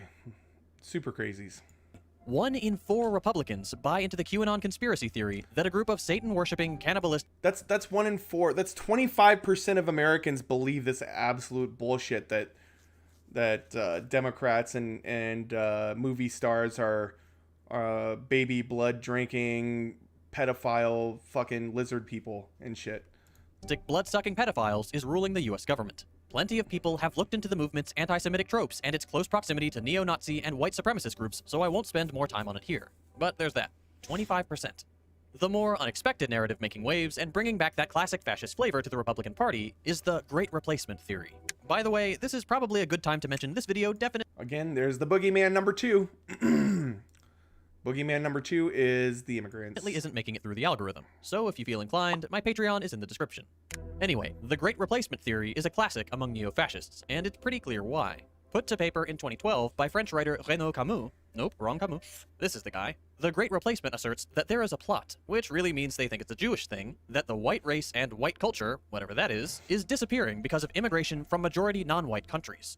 Fascists, and I really do mean fascists here, believe this will bring some general persecution of white people, because of course they can't imagine the world being run any differently. How come... You know the old adage about how all black people look the same? You know that old racist trope that all black people look the same? Look at these guys. They look exactly the same. they're all named Dave and John. Yeah, I mean they're all you know. So I mean that's absolute crap. You know that trope ever existed, but I mean maybe there's some validity in it on the pale skin people here. Any differently than with one race subjugating another, while at the same time believing wholeheartedly that racism ended with Obama.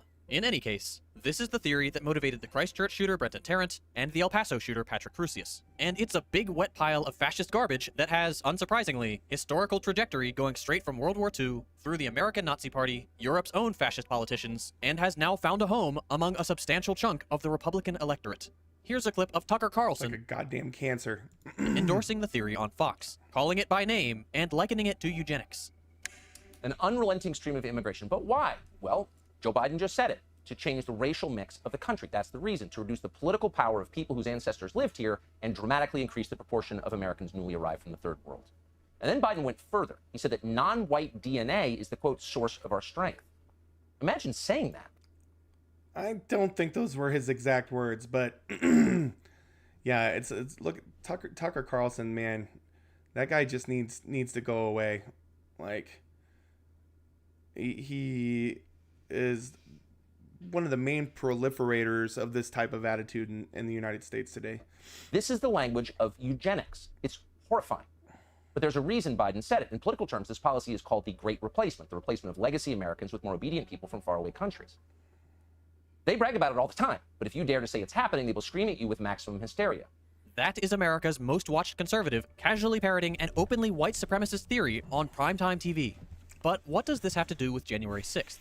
According to UChicago professor Robert Papp, between 4 and 8%, or around 21 million Americans at the high end, believe both 1, that the election was stolen, and that 2, Trump should be reinstated by force. Of that group, 63% believe in the Great Replacement theory, almost 10% more than believe in QAnon, whose flags we saw waved throughout the crowd on January 6th and at every Trump rally for over a year. Yeah. Let me say that again.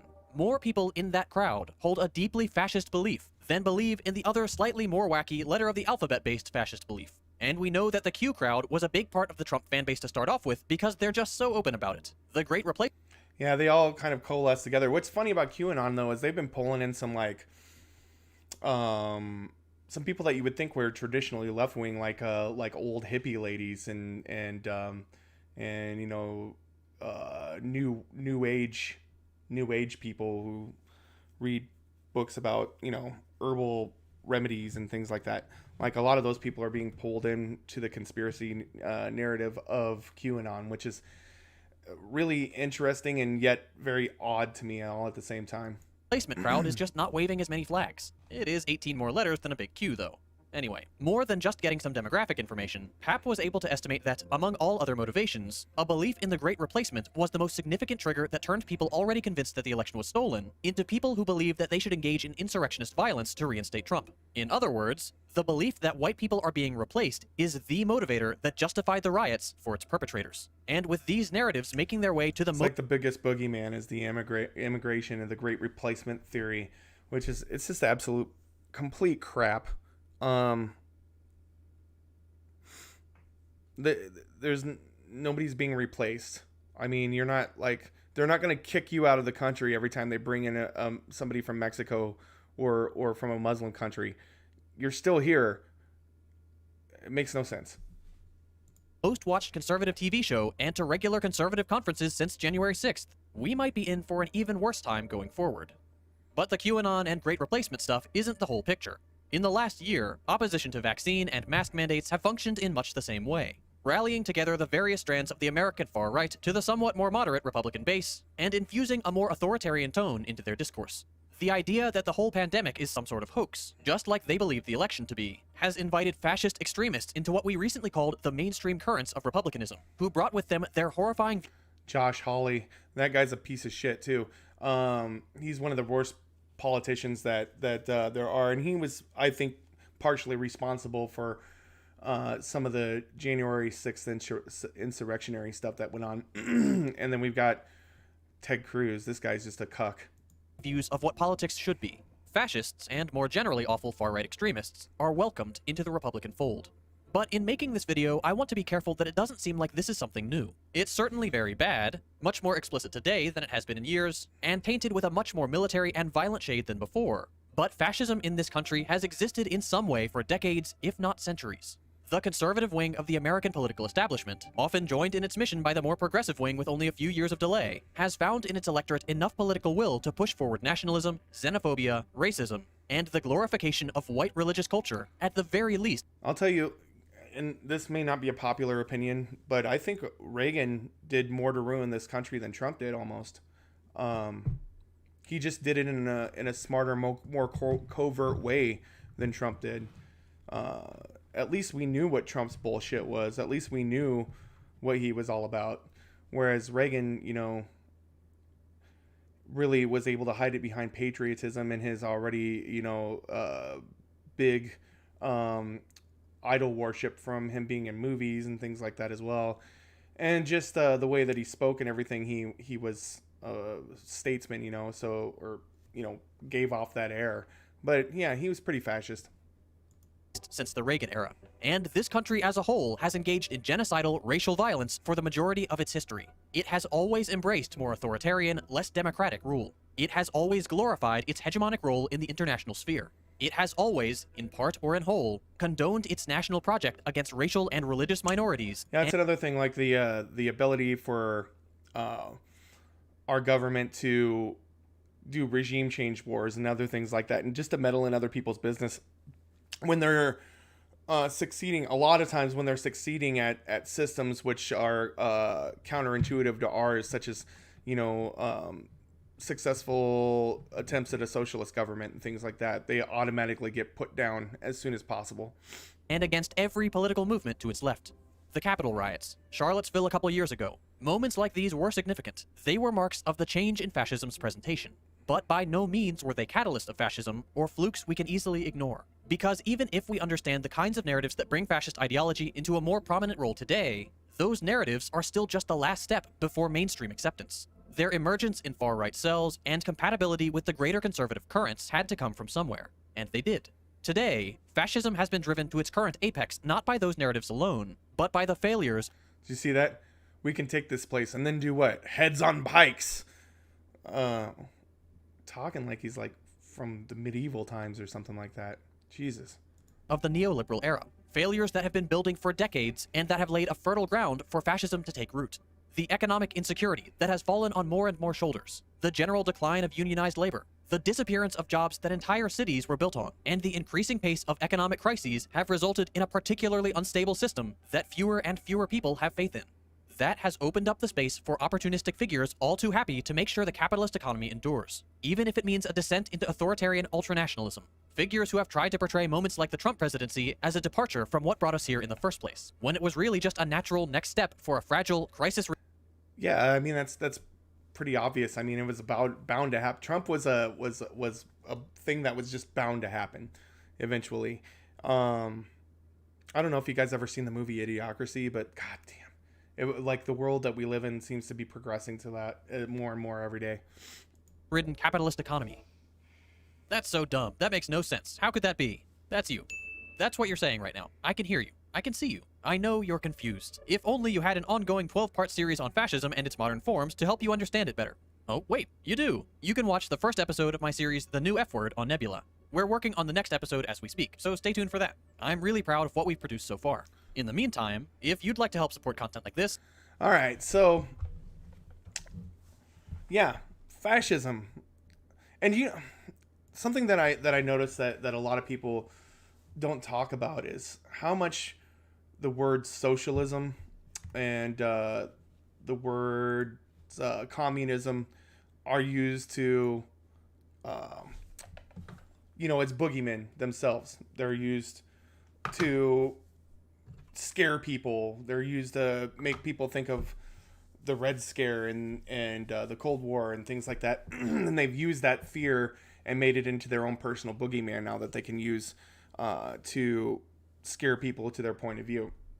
So yeah, that's something that happens quite a bit, but you never ever hear Republicans or anybody else speak of fascism in that manner. And I wonder why. Is it because someday they're going to bring about fascism and they don't want people to think it's a demonized thing, even though it's probably the worst possible outcome that a government direction can go in? We shall see, people. We shall see what happens from that. So that's all I had to say about that. In particular, that was fun. It was a fun video. Let's see here. We've got 9, 10, 11, 12. I got about 2 hours left. I'm wondering if we should do we're gonna do the Punish Bernie video, but I think we might skip the Jubilee video until next time, so that we can get in some video game action on Psychonauts, because I want to play some Psychonauts. God damn it.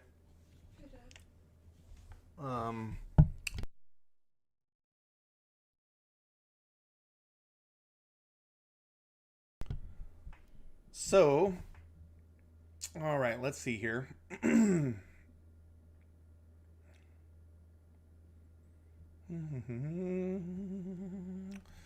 So, I came across this video that a couple of other people I watch review. Vosh, I think, did a video on it.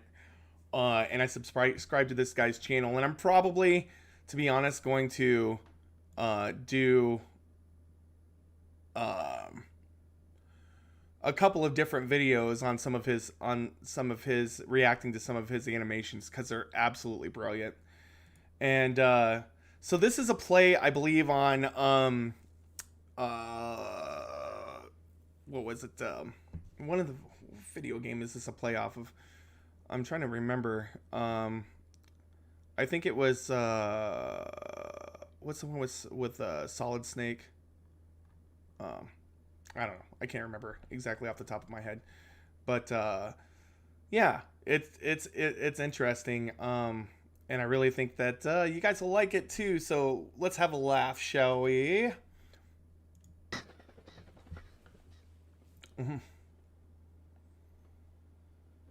Metal Gear Solid. That's the video game.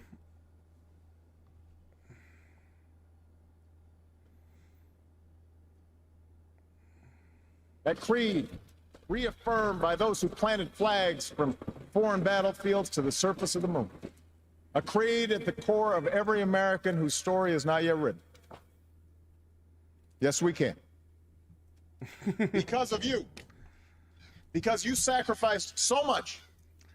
I don't know if it's the Uncanny Valley or what, but this is extremely creepy. I don't know why, like, this visage of Obama, this animation of Obama is just fucking weird looking. People that you had never met.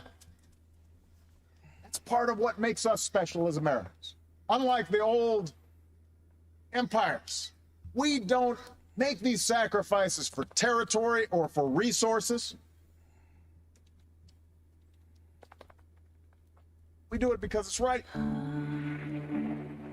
My father came to this country from Poland at the age of 17 without a nickel in his pocket. Bernie! Which sparked my the interest man, in the myth, the legend. Because I know what it's like to be the son of an immigrant. We grew up in a 3.5-room rent-controlled apartment in Brooklyn, New York. My mother's dream, and she died very young, but my mother's dream for her whole life was to be able to get out of that rent-controlled apartment and own a home of her own. She never lived to see that. Then let us give hope to people in America today who have lost hope. Let us provide jobs for the jobless, housing for the homeless, food for the hungry. You have a handful of people who control our economy, and they determine the destiny of our entire country. I wish I could give you better news, but I think you know the truth. That music, though.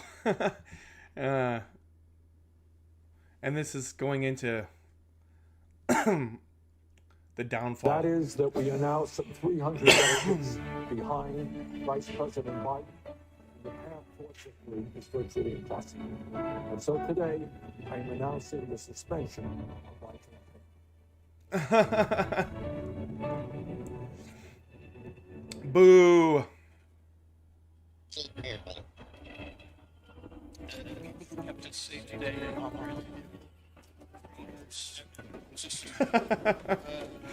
also want to thank the town of Van. Fucking Amazon, the evil empire.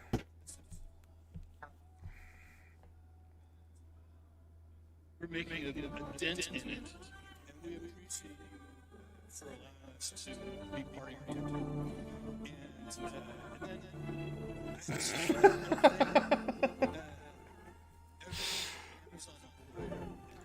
Bezos, Jeffrey Bezos.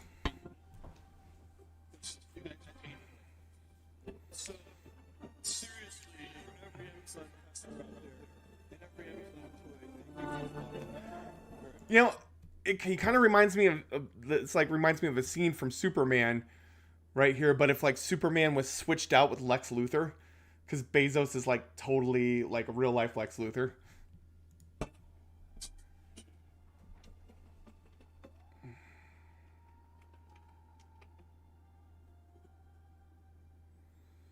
He's a lizard person. Fucking creepy, man.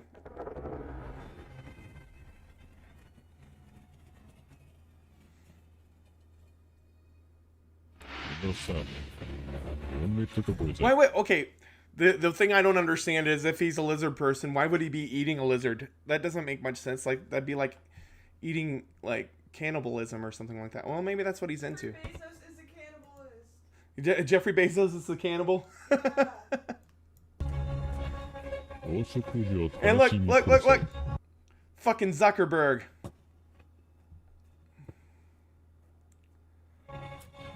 Oh my god, that's so creepy. By receiving massive government subsidies and paying virtually no taxes. We're effectively distributing wealth from the least productive to the most. Bill Gates.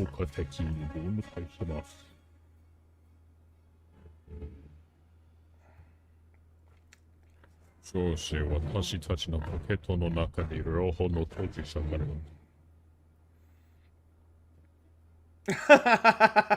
私たちは労働者を犠牲にした現在の愛に神になることができます。Fucking Elon. 4 years later, guys. It's fucking Bernie looking like a badass. It's not just them. The whole world wants you dead. You'll have to join up with Piker. Build that movement of yours one more time. First, we'll need to save him. Within Los Angeles.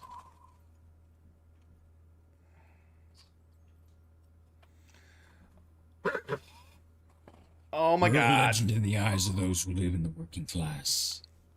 That's why you'll I have wonder what the horns are. I don't handle this mission yourself. That's how Haas would want it.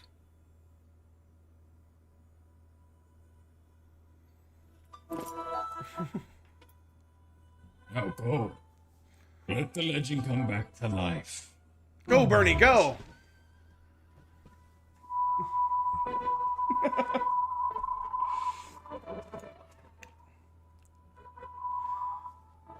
This is definitely from the weird side of the internet, guys. Like this is oh, it's so awesome. What a gem.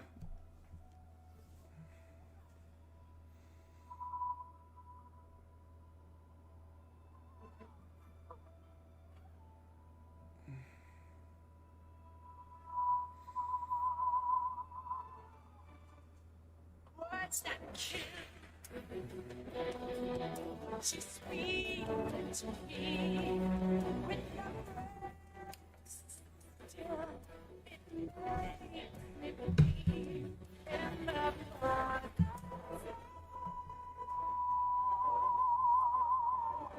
let me suck.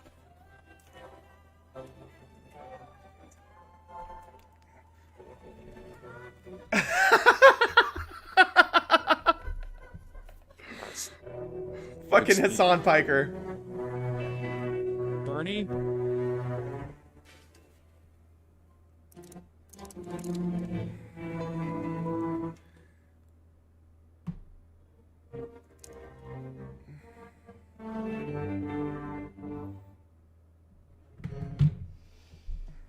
What the fuck took you this long, dude? Danny DeVito! Noam Chomsky. This is a really good rendering right there, I think.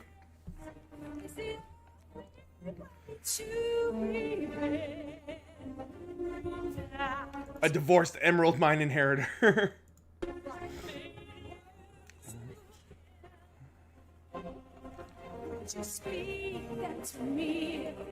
Joe Biden, small bean president, can't get anything done. It's very true.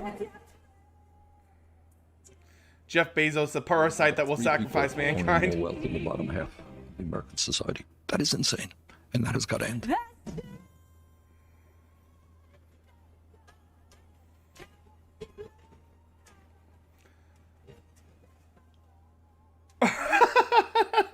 Jesus.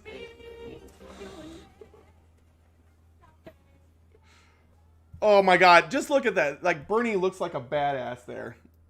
I mean, he's gonna rip some shit up, man.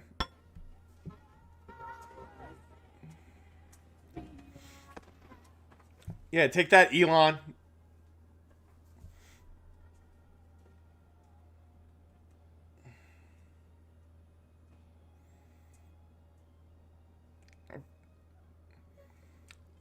Look at how small Hassan's head is compared to the rest of his body. I mean, he is kind of a like built guy. I think they just kind of did that to like exaggerate. It's as if some evil demon decided to take over the human species and drive them to self-destruction. Fucking Mitch Much of the McConnell. world is trying to counter it. Turtle Man.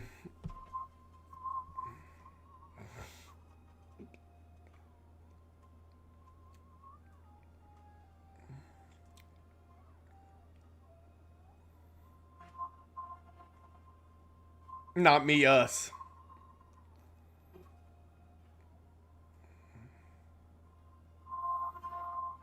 Oh, man. So fucking good. Absolutely brilliant. Is there more? Hello there. I would like to thank the following patrons. The White Rabbit UK, All Epic, All right, Atreus guys. Cocoa.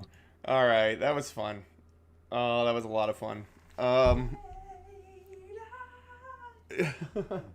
the best show out there. Is it? Before you start your game, I just want to talk about Arcane for a second.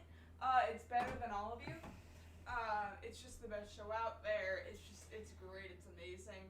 I personally, on like a serious note, I want to talk with you sometime on your little podcast thing that's going on over there. I want to go in depth about how much thought was put into Arcane because I could go on for hours. Yeah, we'll probably do some nerd out segments at some point, and we'll... You should invite me for a few things so I can talk about things. Like, why is Vika whitewashed? Give her back her melanin right now. Oh, I love you, kid. So, yeah, we'll do that sometime. We'll have to figure out a way to, like, disguise you. Because I don't want to show your face on camera. Yeah, so I think that's it, like, as far as that's concerned. I want to play some Psychonauts. Hey, can I have that controller? Can you go in the room and watch? No? Alright, I'm going to try to play Psychonauts with the keyboard. Guys, if this doesn't work very well, I may end the stream early.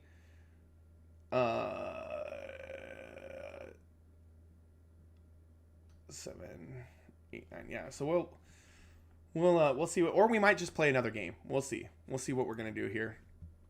I think Psychonauts is gonna be pretty hard to play. I need to get a second controller for the computer as well. So we'll do that soon. We could play some Dead Space too. Let's see here.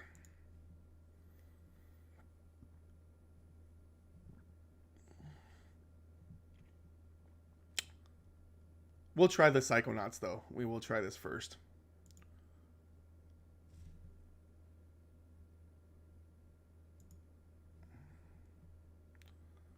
See if we can... Oh, no.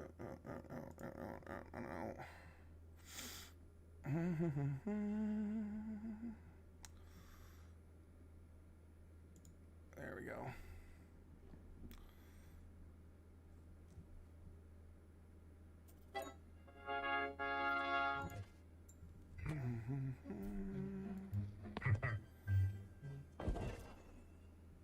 And game capture.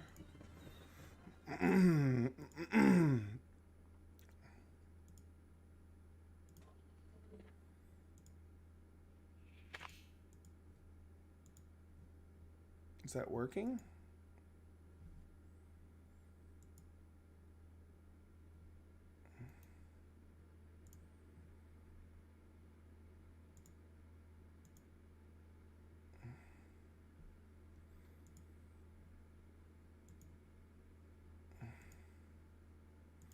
There we go. There, we got it. It was taking a second to get to that, but all right, we can close that now. So, let's see here. Oh, no, there, not there.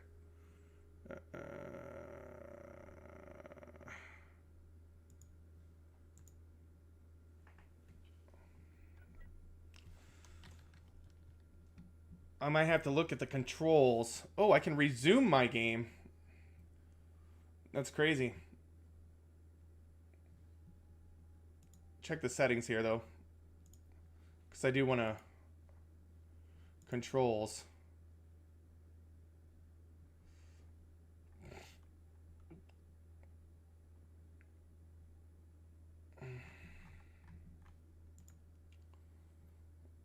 Okay, so we got space is jump, attack is right click, tumble is shift.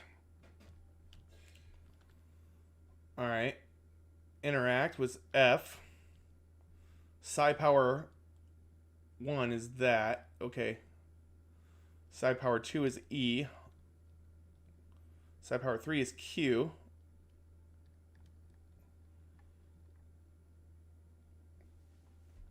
R is Psi power 4. Psi pop C.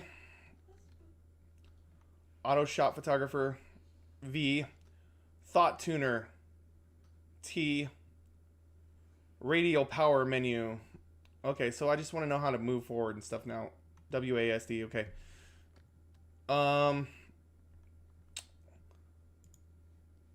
This might be hard. I don't know, we'll see. It seems pretty self-explanatory. I just hate playing platformers with a keyboard. We'll resume my game here.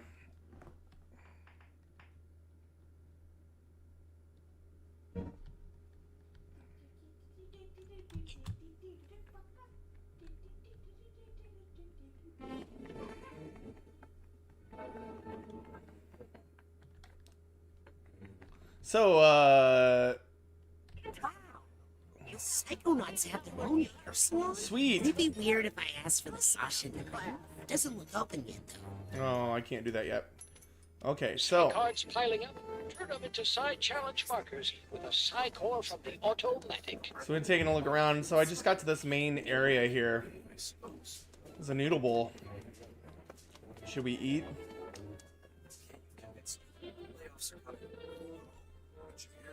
You guys, don't worry. There won't be layoffs. How do you know? I'm just a strong believer in positive thinking. All right, let's see here.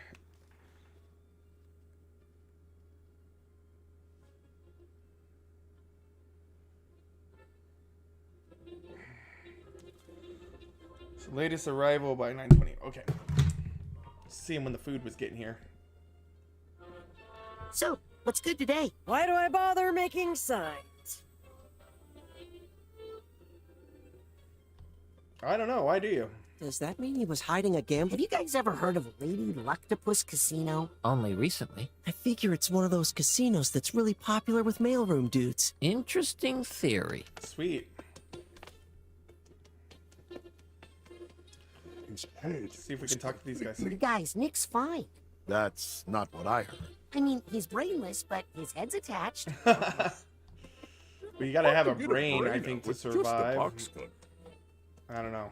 She say? All right, let's see here.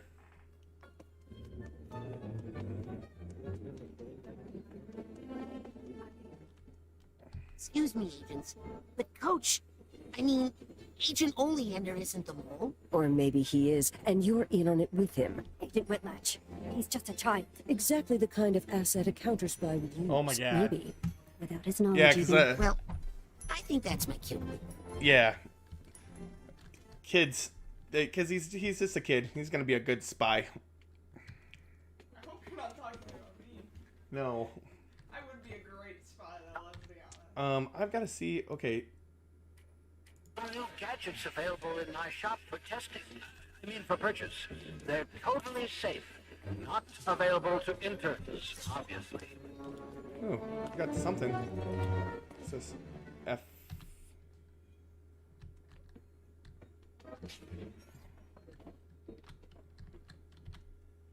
You gotta watch out for this kind of stuff, you know. Find all the little things here and there. Scanning for fingerprint. Granted. Yay! Scanning fingerprint. All right. What do we got going on here? Agents. Rasputin, shouldn't you be in class? Oh, I gotta go to class? Is that a thing?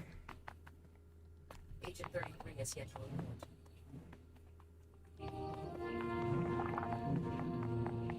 That's affirmative.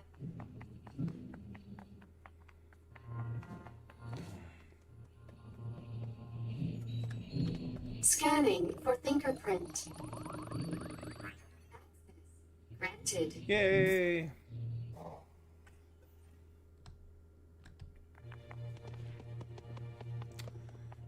I like this game's so cute. What's this?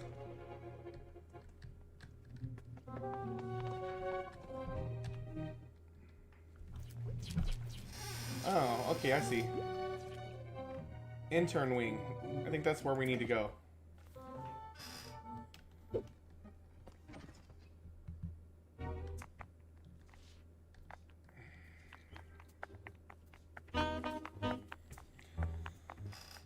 Boom, boom, boom, boom. Oh, I just knocked over a chair. Thinks she can talk to me like that? I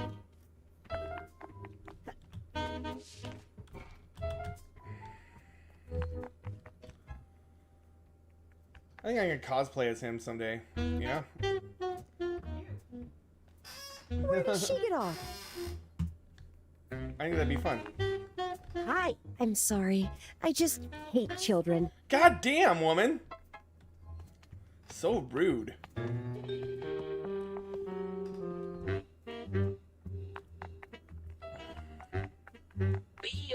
Psychriser, not card miser. Combine your Psycards with a Psycore from the auto. These new pins, the very latest. Let's see, pins.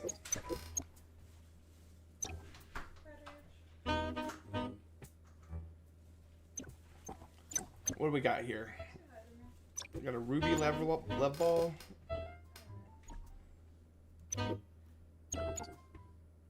That one sold out. Let's see here. Go items. I don't have enough money for any of that stuff.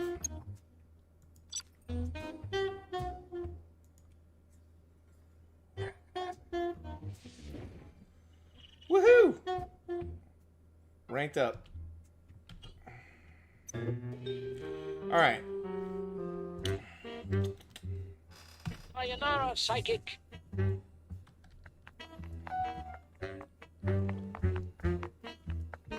Bothering you? Just thinking about Nick.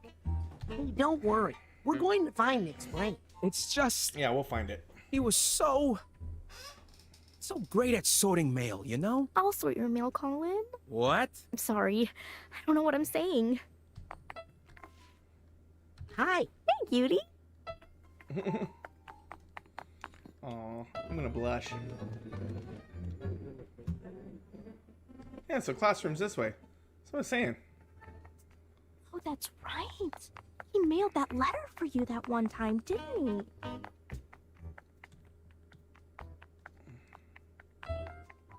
Think tank. Is this where I'm going? Oh, yep, this is it. Oh, good. You're finally here. Let me know when you're prepared to learn something.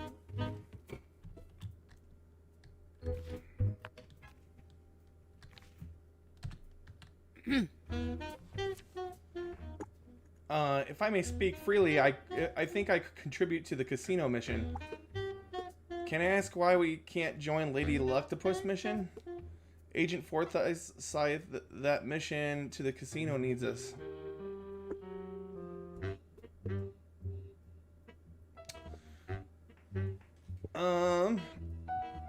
Agent Forsyth.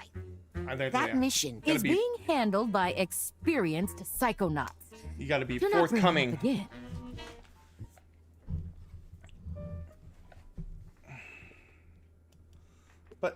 But. Can I ask? Please hold all questions till the end of the lesson.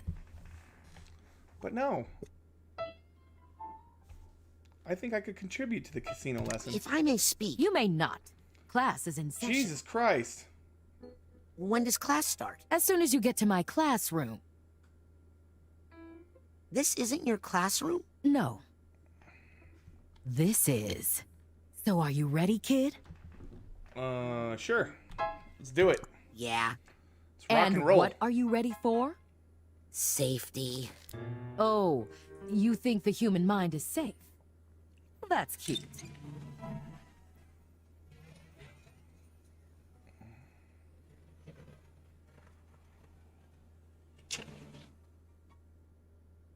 All right.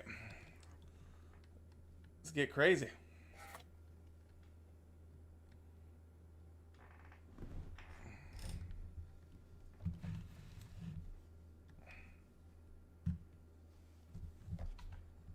And that is how you perform the advanced psychic ability known as mental connection. Cool.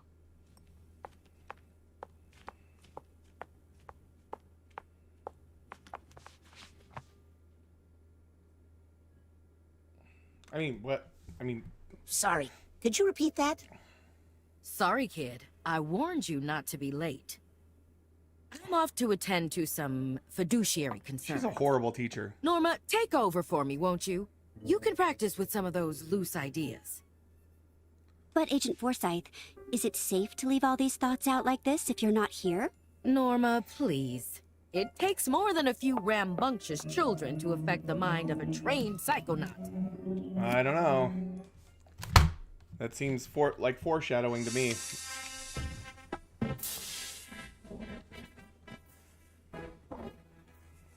What are you doing, weirdo? Yeah. Try not to fall asleep in my class.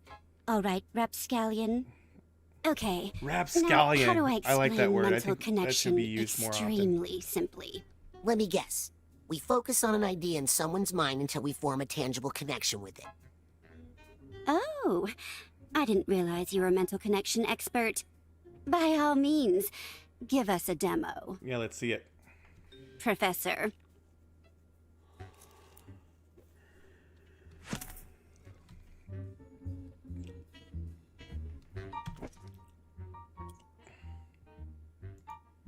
All right. I'm going to use that one.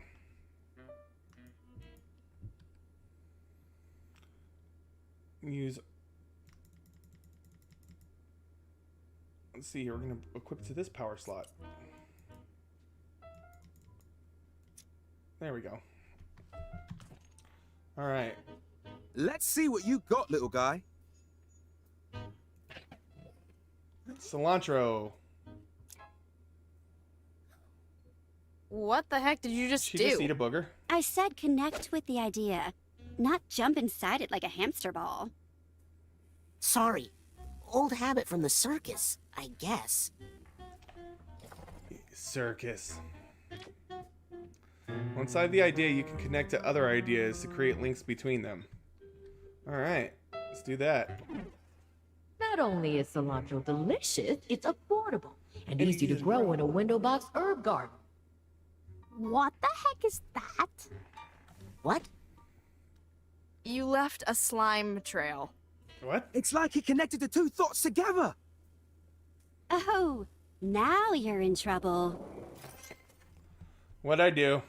Idea. Looks like disgust. Well, I'm sure it's not the first time Rasputin has created that thought in someone's mind. God damn. It's evil. Where's the disgust? Is he supposed to be doing that? Not only is cilantro delicious, it's affordable and easy to grow in a window box herb garden. Yeah! I know cilantro reduces the risk of digestive distress, but it tastes like soap. And honestly, I'd rather have the gas. That's true, though. Some people, like there's a certain percent of the population If you can change Forsyth's where opinion of cilantro tastes like soap. Maybe you could change her mind about the casino mission. Not a bad idea. Yeah, I mean, she worries about us kids too much. It's taking years off of her life expectancy. If you could get her not to be so worried all the time. We could all go on a real Psychonauts mission. I'm down. Well, I don't suppose it would hurt to take a look around up there. Yeah, Just do see it. if there's any, you know, problems. All right. So now where do we go? Straight to the top, Raz. Of course, if you're scared, don't do it. I mean, you'll probably get kicked out of the Psychonauts for trying, but what the heck? Connect those thoughts, young man. Try not to kill her brain, Raz. Remember, it's for the good of the mission. Space to jump out or shift to. Okay.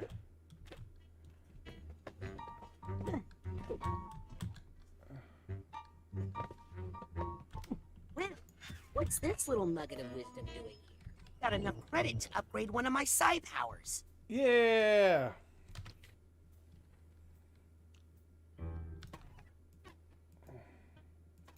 To the top, Raz. Of course, if you're scared, don't do it. I mean, you'll probably get kicked out of the Psychonauts for trying, Shit. but what the heck? Connect those thoughts, young man. Ah! Brain, Raz. Remember, it's for the good of the mission. All right, we got to figure out how to do this, guys.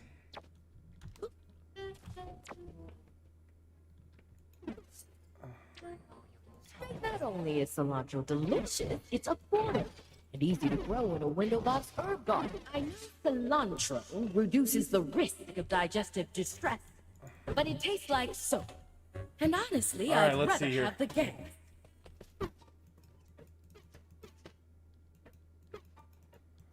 How come I can't jump through there? What do I have to do over here? Do I have to... Let's see. Clairvoyance. See through the eyes of another person. We're going to put that under E. Alright.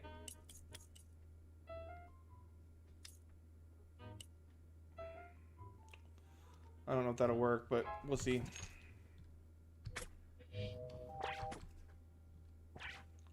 I don't know how the hell I'm gonna get over there. I think I gotta run and jump.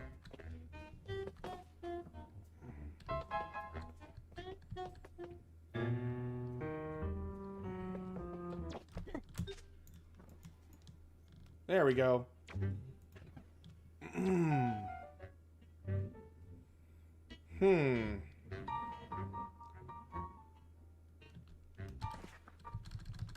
Yeah! I did it! Oh, now where the wait. hell do I go? This was a terrible idea.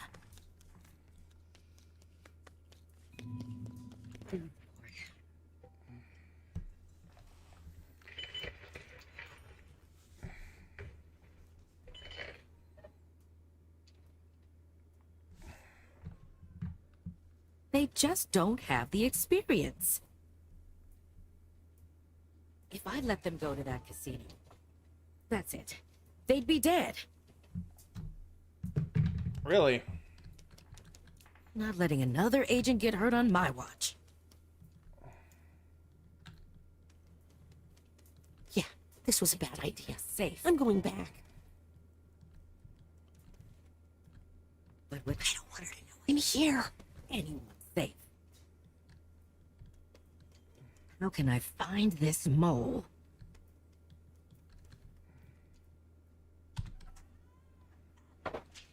Ah! I'm like literally like Our Lady in her of mind Restraint brain. Neurological Hospital. Hollis said she was an intern here once. I always had my best ideas here. Let's just hope I don't run into Dr. Putz. Dr. Putz. Maybe trying to change her mind is a bad idea. Bad idea! No, wait. I think that is a bad idea. Let's kick his ass. Yeah. Ow.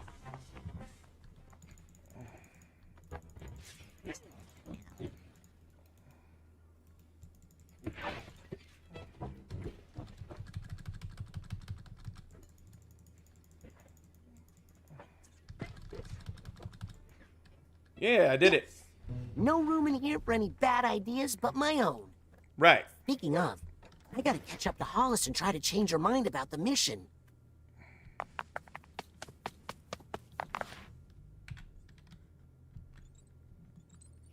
There we go. Cypops, delicious, and packed Hey, there's something full of over here. I can see it. Yes.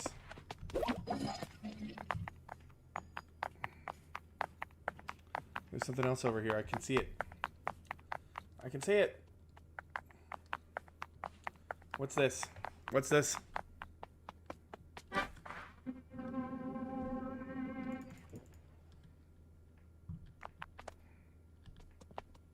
I don't need that anymore.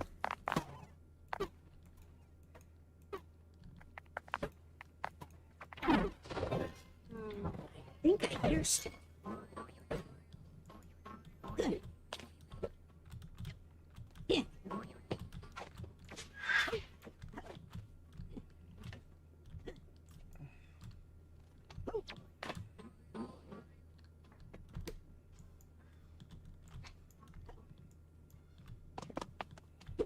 Well, let's see here. I don't know how to get that. I gotta jump, double jump. Yeah, there we go. Oh my gosh. Got it. Here's the Hatbox tag. Getting all kinds of stuff up here. What's that sound?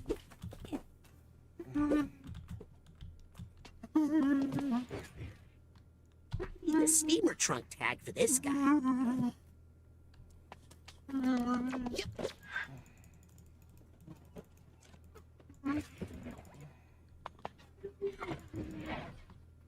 Sweet. This game's so cute and fun.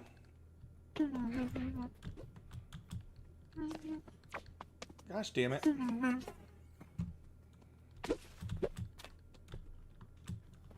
I got one of the birds. Yeah, this is really hard to play with the keyboard. Especially with your old when you're old like me and you got arthritis. I don't have arthritis. But might as well. There we go.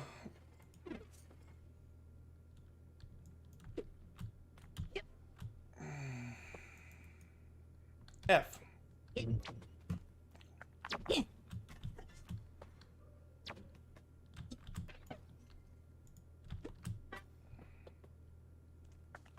Got all kinds of good stuff, man.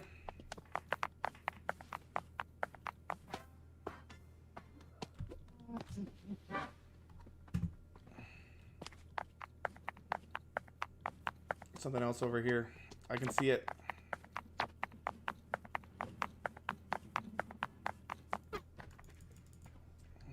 Alright. I don't need that though. So, alright, let's go inside. Let's see what's going on over here. Oh my god, look at the size of that kid's head! Get him to radiology, stat! That's funny. He does have a big fucking head.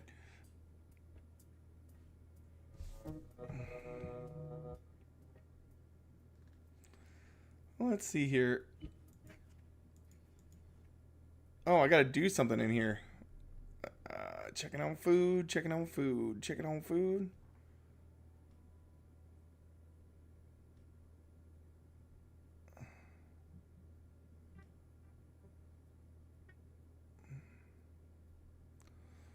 It's taking longer than expected to find a delivery person. Nobody wants to deliver out in this weather.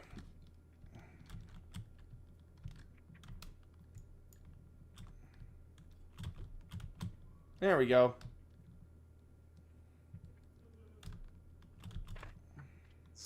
You saved another life, Dr. Potts. Oh, please. I was just doing my job. I heard the technique you used was developed by your intern, Hollis Forsyth. Oh, my intern? Yes, we did collaborate on that a little.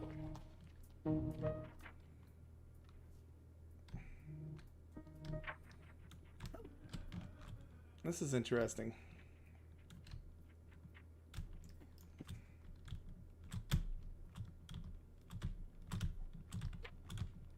There we go.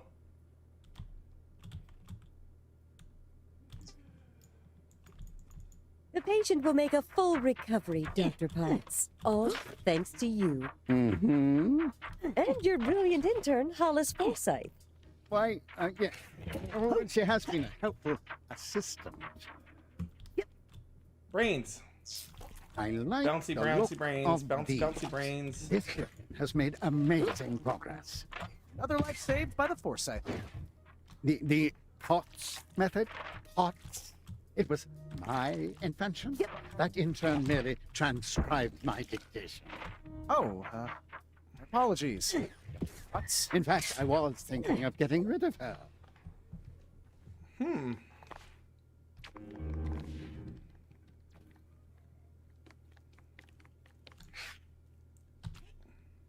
Half a mind. Half a mind.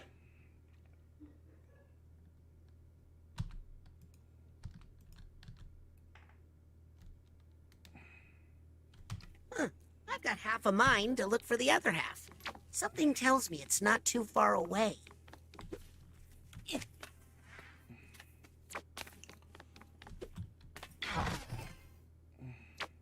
Let's connect some thoughts.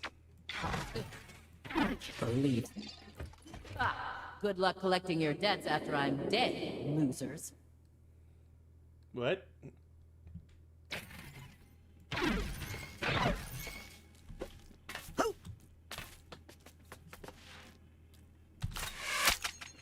2 brains.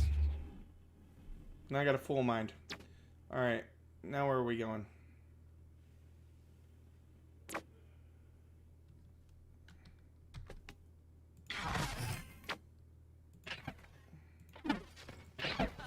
Good luck collecting your debts after I'm dead, losers. I can't believe some people prefer open casket funerals. Disgusting.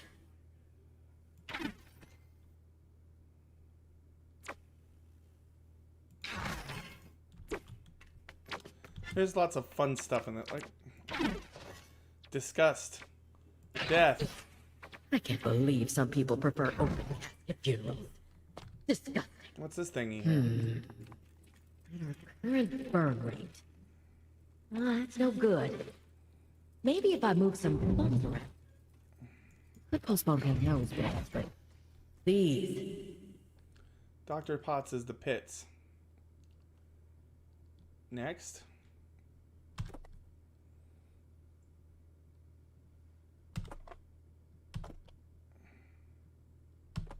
The Forsyth method. The Potts method. Neural science. Changing your mind through his mental connection. Huh. That was a dick move of him. Another grant is off the table. I went to school for medicine. How did I end up stressing about money management all day? Well, I just need to put those thoughts aside and focus on the children. Their safety is the most important thing. And it's not just because a lawsuit would bankrupt us right now. That casino mission would be good experience for them, but it's too risky. What if I let them go and the worst happens? Focus. Only one unfathomable fear at a time, Forsyth.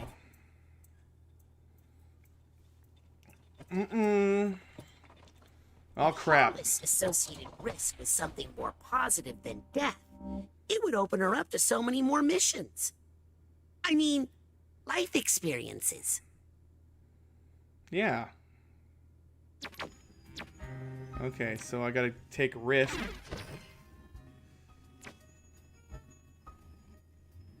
Light? Fun to take risks. But what use is it?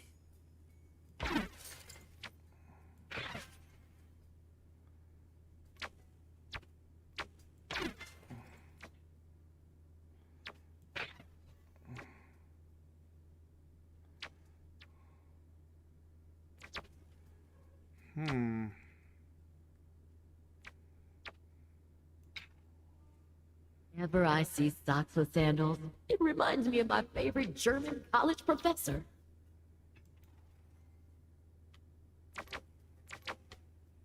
What if my husband starts wearing socks with sandals?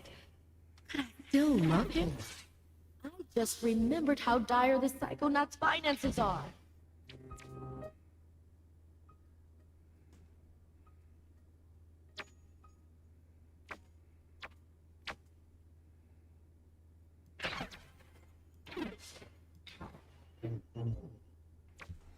Gosh darn it, how am I gonna do this? Never say this out loud, but the truth is, I really, really, really just love money. If Hollis wants to solve her money problems, she's gonna need to accept some risk. If I wasn't worried about something, I definitely could not handle that stressful casino mission right now. That's not the change I was going for.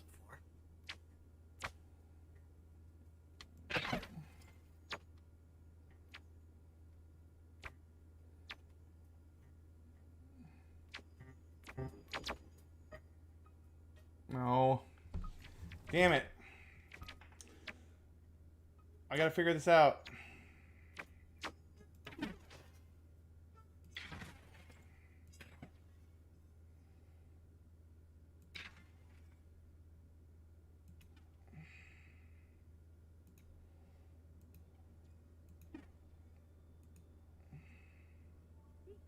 Yeah, I did just it. figured out how to solve all our money problems.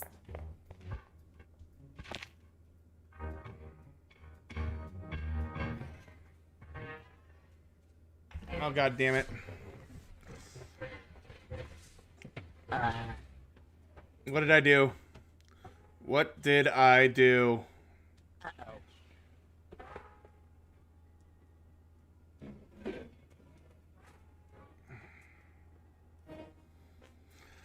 The fuck is that?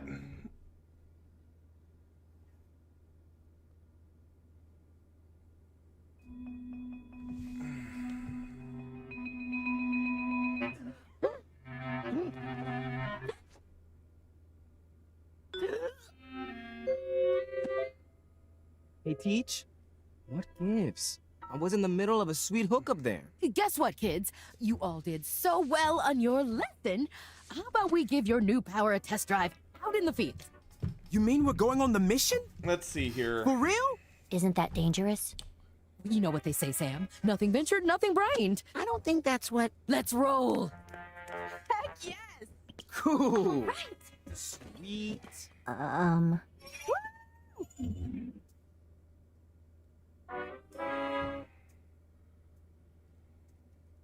I'm so glad you changed your mind about the mission, Agent Forsyth. Yeah. I was nervous about looking bringing like the children. it's gonna but be if hard you to feel get that it's food safe, then it delivered must right be. now because it's fucking Find out shitty what out. these delusionists are up to at the casino. With you handling tactical command, I'd say our probability of mission success has risen 35%. I'll take those odds. Now, how long till we reach the Lady Luctopus? We're almost there. Agent Forsyth, how are you feeling? Lucky. Well, You know, we're here.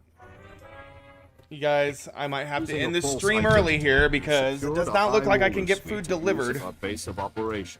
And if I can't get food delivered, Now, children, I have to you are go not to leave the brave suite. the snow Like and most find something casinos, for my the child Lady to Luctopus eat. has a strict no psychics policy. So, Weak.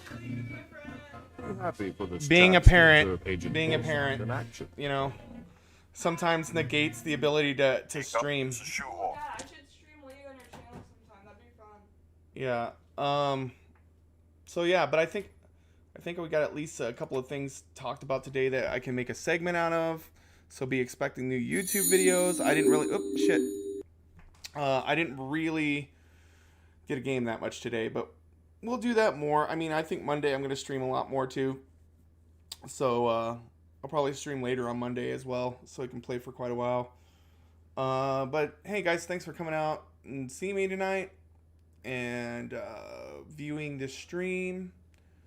But yeah, we'll go ahead and end there, and I hope to see you guys on Monday when I stream again. But other than that, have a good night.